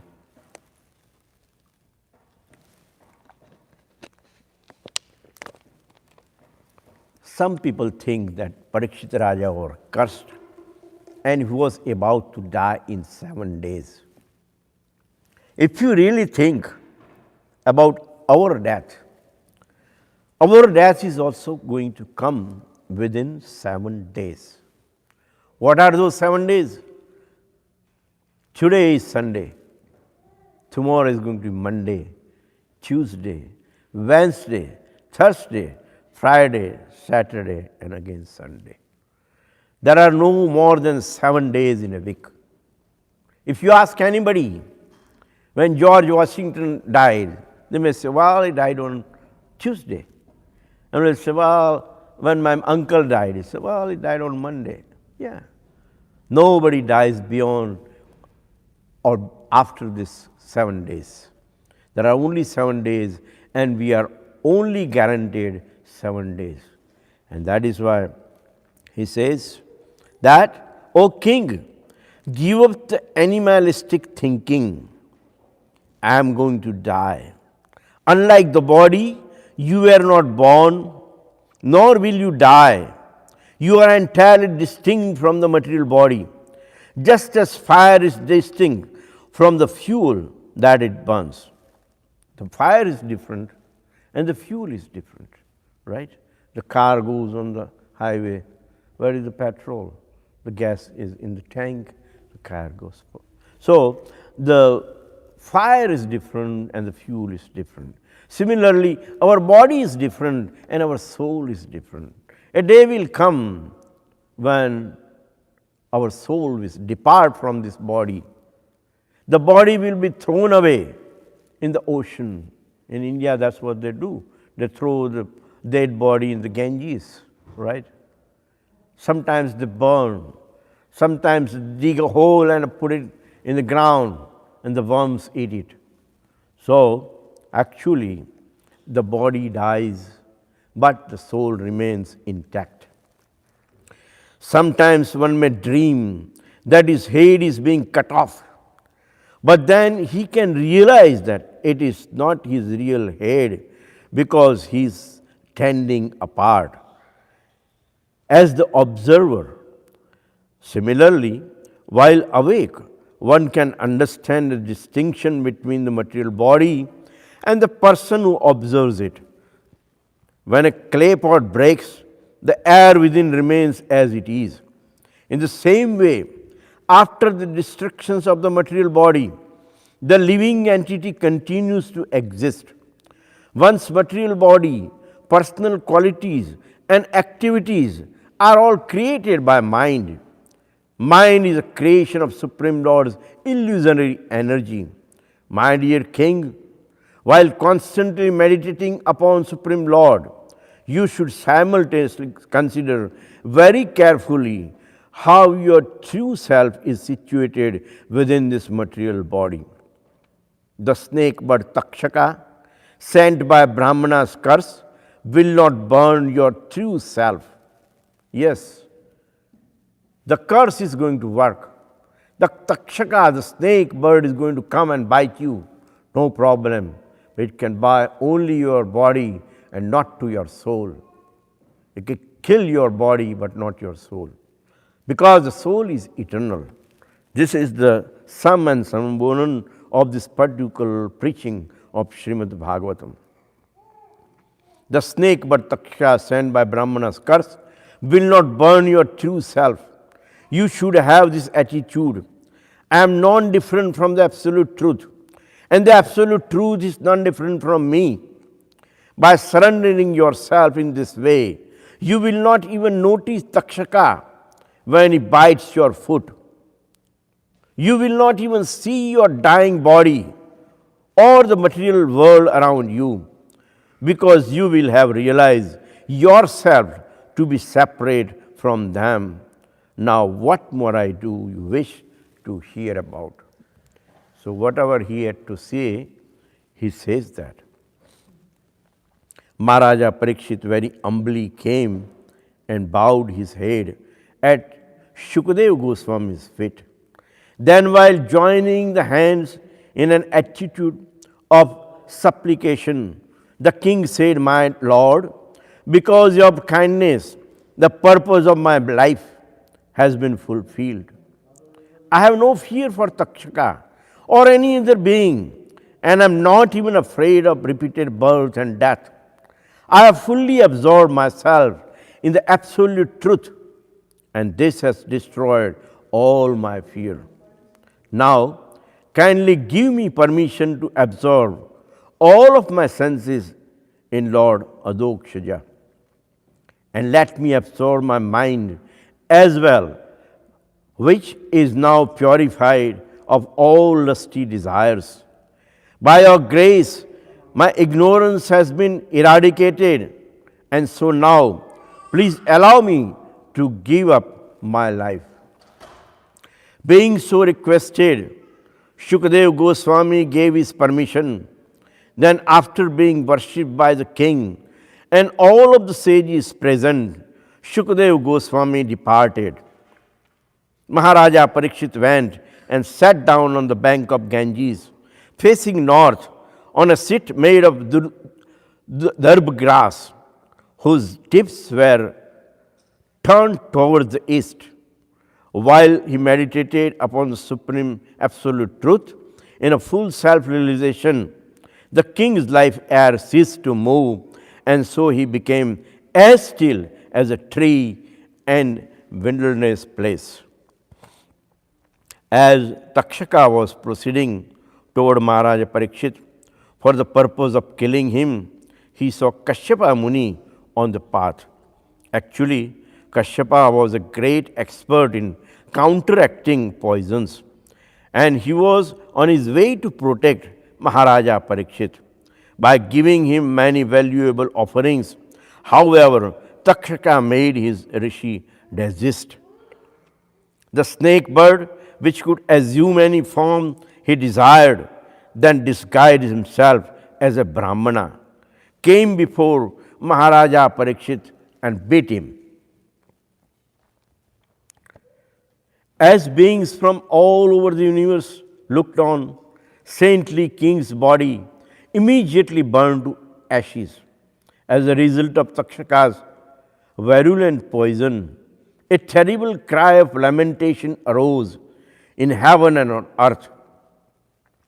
Celestial drums were sounded, while the Gandharvas and Apsaras sang and danced. As they showered flowers, the demigods offered praises because they could understand that a great soul had gone back home, back to Godhead. When he heard about how his father had been fatally bitten by the snake bird, Maharaja Janmejaya became enraged. He then engaged some Brahmanas to perform a powerful sacrifice in which all the snakes in the world would be offered into fire. Thereafter, when Takshaka saw how even most powerful serpents were being burned, he became terrified and approached Indra for protection. After this, when Maharaja Janmejaya failed to see Takshaka enter the fire, he said, "O Brahmana, why isn't Takshaka, that lowest of serpents, burning in the sacrificial fire?" The Brahmanas replied, "O king, Takshaka has not fallen into the fire because Indra is protecting him. By his prowess, the king of heaven is holding him back from the fire." King Janmejaya replied, "My dear Brahmanas, why not make Takshaka fall into the fire along with his protector Indra?" After hearing this, the Brahmanas chanted a mantra for offering Takshaka. The mantras are so powerful that it can even burn the king of all the god and goddesses, Lord Indra. Nobody can protect when the mantras are chanted. So Brahmanas started chanting mantra. Am tacham yora vranimahe gadum yagyaya gadum yagnapate devir swastirasturam urdvam jigashu beshajam shanno astu dvipade sam chatuspade. Of course, the snake doesn't have legs, but Indra has, right? And there are animals like horses or Airavat. They all have 4 legs. So the mantra says that we don't care whether you have legs or no, you fall in the fire. We don't care whether you are 2-legged or you are 4-legged. Right now you are all offensive of killing the king Parikshit. After hearing this, Brahmanas chanted a mantra for offering Takshaka along with Indra and other demigods as oblation into the sacrifice fire. when Indra along with his airplane and Takshaka was suddenly thrown from his position, he became highly disturbed. Upon seeing this, Bruhaspati, the son of Angira Muni, went to King Janmejaya and said, O king, it is not befitting that this leader of snakes meets this death at your hands, because previously he drank the nectar of immortality. For this reason, he is immune to the ordinary symptoms of old age and death. A person's life, death, and future destiny are all determined by his own fruitive acts. Because of this, no one person or circumstances is responsible for creating one's happiness and distress. When a conditioned soul is killed by snake bite, thieves, fire, hunger, disease, or anything else, he is experiencing the reaction of his own fruitive works. We are actually experiencing that. A snake bird, Takshaka named Corona, is right now biting every single soul. Every single day we lose thousands of people from this earth planet. But here, Śrīmad-Bhāgavatam says that when a conditioned soul is killed by a snake bite, thieves, fire, hunger, disease, or anything else, he is experiencing the reactions of his own fruitive activities. It is not the disease, it is not the time that we are going through, because of our karma. If you have good karma, we come to the temple and listen to the discourses, listen to the Śrīmad-Bhāgavatam. But if we are not having a rise of our good karma, then we definitely suffer. Therefore, my dear king, please stop this sacrifice that was started with the intent of harming others. Many innocent snakes have already been burned to death. Of course, even these so-called innocent snakes were actually suffering because of the past sinful activities. Maharaja Parikshit, however, did not suffer because of his past karma. It was Lord Krishna himself who arranged for the king to go back to Godhead. Being so advised, Maharaja Janmejaya said, so be it. And after stopping the fire sacrifice, he very respectfully worshipped Bruhaspati. The illusory potency of Lord Vishnu works inconceivably, and it is unstoppable. Although individual souls are part and parcel of Supreme Personality of Godhead, due to bodily identification, they become bewildered by Maya. Even such a great person as King Janmejaya became misdirected temporarily, but because he was a great devotee, the Lord quickly rectified his mistake. So, we have a few more minutes to go, in which we will see that the conclusion of Śrīmad-Bhāgavatam. When Shukadeva Goswami was asked by Shaunak Rishi his next desire to hear about the sun god, Sutta Goswami later on described the various names of sun god and his associates for each of 12 months. As you know, the sun god has many names. Om Adityaya Namaha, Om Bhanave Namaha, Om Suryaya Namaha, Om Divakaraya Namaha, Om Hiranyagarbhaya Namaha, Om Mahatejaya Namaha, Om Harisvaya Namaha, Om Raudraya Namaha, Om Vaivasvataya Namaha, Om Savitre Namaha, Om Bhuneshwaraya Namaha, including Om Namo Bhagavate Vasudevaya Namaha. And the mantra to pray, Om Deyasada Savitum Madhyavarti Narayana Sarsi Yasana Vishtaha Keyurvamkar Kundalavankiriti Hari Hinam Chakraha. Right? So when Shaunaka Rishi next desired to hear about the sun god, Sutta Goswami described the various names of sun god and his associates for each of the 12 months. As the sun god goes on his chariot, the rishis glorify him with hymns from the Vedas, while the Gandharvas and Apsaras dance and sing. The Nagas arrange the chariot ropes, the Yakshas harness the horses, and the Rakshasas push from behind. Facing the chariot, the 60,000 Brahmana sages, known as Vailakhyas, offer their prayers.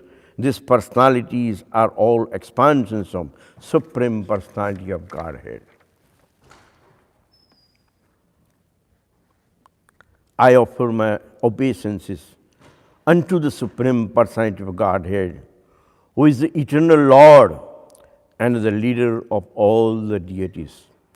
Let me offer my respectful obeisances unto my spiritual master, the son of Vyasadeva, Shukadeva Goswami, who mercifully spoke this Śrīmad-Bhāgavatam. Here, Sutta Goswami, who was the disciple of Shukadeva Goswami, he says, Sutta Goswami gives a short summary of what was narrated in Śrīmad-Bhāgavatam. He then said, if when falling, sleeping, feeling pain, or sneezing, one involuntarily cries out in loud voice, Hare Namah. Let's say there is a piece of stone and you are walking and you miss it. And you kick that stone and try to fall. Well, that time, what you should be doing? Oh my God, don't say that. You should say, Om Hare Namah. Means obeisances to Lord Hari. He will automatically be freed from all sinful reactions. The reason you tripped, the reason you fall, right, is because of the past reactions of your sinful activities. But as soon as you chant Om Hare Namah, then your sinful reactions are vanquished. Words that do not describe the Supreme Lord, but instead deals with temporary material matters, are simply useless and are to be considered like a place of pilgrimage for crows. The pure and saintly devotees take interest only in topics glorifying the infallible Lord.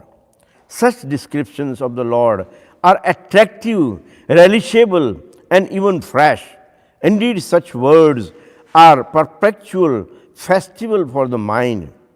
Remembrance of Lord Krishna's lotus feet destroys everything inauspicious and awards the greatest good fortune. To a person who respectfully hears or chants this Purana, the demigods, sages, siddhas, pitrus, manus, and kings of the earth bestow all desirable things. A Brahmana who diligently reads Śrīmad-Bhāgavatam will go to the supreme destination and achieve firm intelligence in devotional service. A king who studied gains sovereignty over the earth. A Vaishya acquires great treasure, and a Shudra is freed from sinful reactions. Very, very important, because everyone is born as a Shudra in Kali Yuga. Kalo Shudra Sambhava. Srila Prabhupada says, nobody is born as a Brahmana in this world. Everybody is a Shudra. And that is why it is very, very important to focus your mind on Śrīmad-Bhāgavatam. Right? Now, if on the full moon day of the month of the Bhadra, one places Śrīmad-Bhāgavatam on a golden throne and gives it to the gift, he will attain the supreme transcendental destination. All other scriptures shine forth in assembly of saintly devotees only so long as that great ocean of nectar, Śrīmad-Bhāgavatam, is not heard. Śrīmad-Bhāgavatam is the essence of all Vedanta philosophy. One who has felt satisfaction from its nectarian marrow will never be attracted to any other literature. Once you hear Śrīmad-Bhāgavatam, then you don't need to read any other literature or don't need to hear any other scripture. Just as the Ganges is greatest of all the rivers, Lord Achyuta, the supreme among all deities, and Lord Shiva, the greatest of Vaishnava, so Śrīmad-Bhāgavatam is the greatest of all Puranas. Śrīmad-Bhāgavatam is the spotless Purana and it is most dear to Vaishnavas.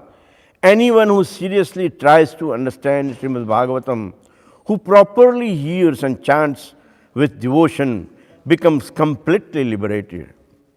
Just as Arjuna was put into confusion so that Bhagavad-gita might be spoken, Maharaja Parikshit was cursed to die so that Shukadeva Goswami could speak Śrīmad-Bhāgavatam. The final verse of Śrīmad-Bhāgavatam, now we are coming to the conclusion, the Purnauti of this particular 7-day seminars is Nama Sankirtana Yasya Sarva Papa Pranashyam Pranamo Dukha Samanam Tat Namami Hari Param. I offer my respectful obeisances unto the Supreme Lord Hari, the congregational chanting whose holy name destroy all sinful reactions, and the offering of obeisances unto whom relieves all material sufferings. So let's chant Hare Krishna mantra 3 times and have this Purnahuti. Hare Krishna, Krishna Krishna, Hare Hare. Hare Rama, Rama Rama, Hare Hare. Hare Krishna, Krishna Krishna, Hare Hare. Hare Rama, Rama Rama, Hare. You have to tell him to close. Which cannot be done. No, what time is it? Namaste Narasimhaya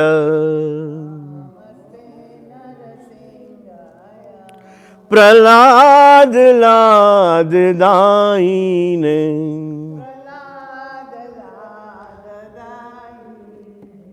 Hiranyakashipu Rakshaha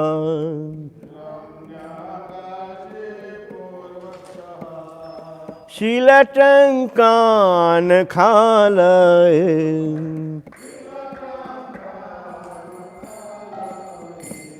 Ito Nasiho Parito Nasiho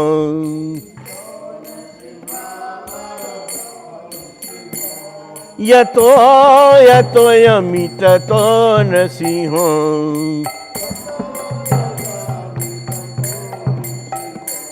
Bahir Nasiho Hridaye Nasiho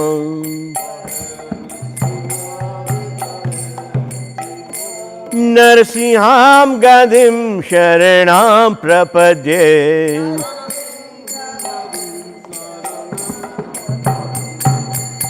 Tavakar Kamal Bare Nakham Adbhuta Shringam Dalita Hiranyakashipu Tanu Bringam Keshavadrita Narari Rupa Jai Jagadish Hare Jai Jagadish Hare Jai Jagadish Hare.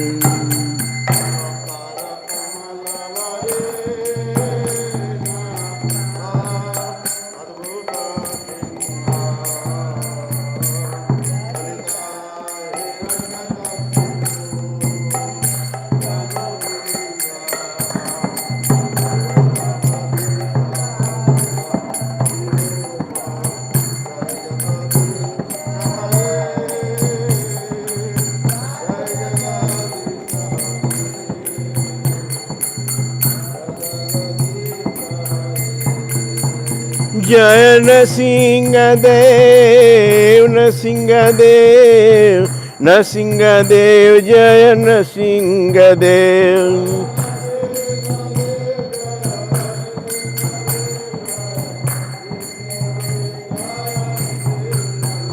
जय प्रहलाद महाराज, प्रहलाद महाराज, प्रहलाद महाराज, जय प्रहलाद महाराज।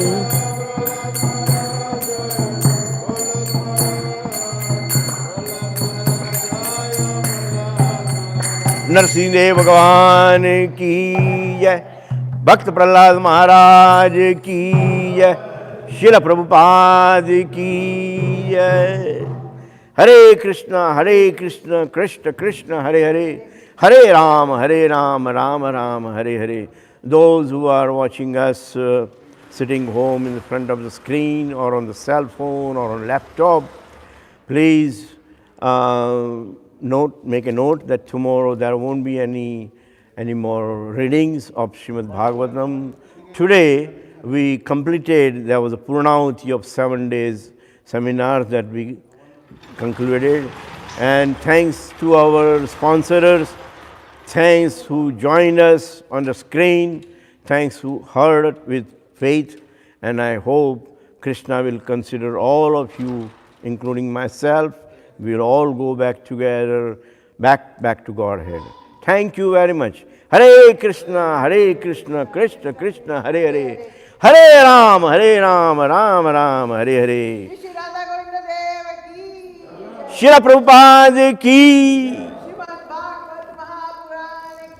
jai.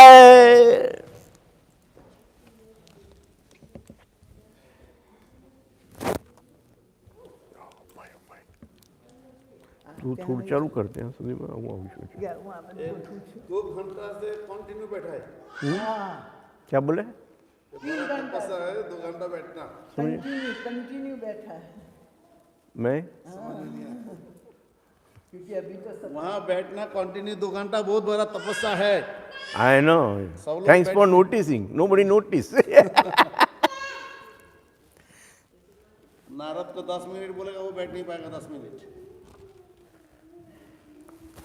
Vipin भाई, इसको बंद करना। Finish होगा, finish.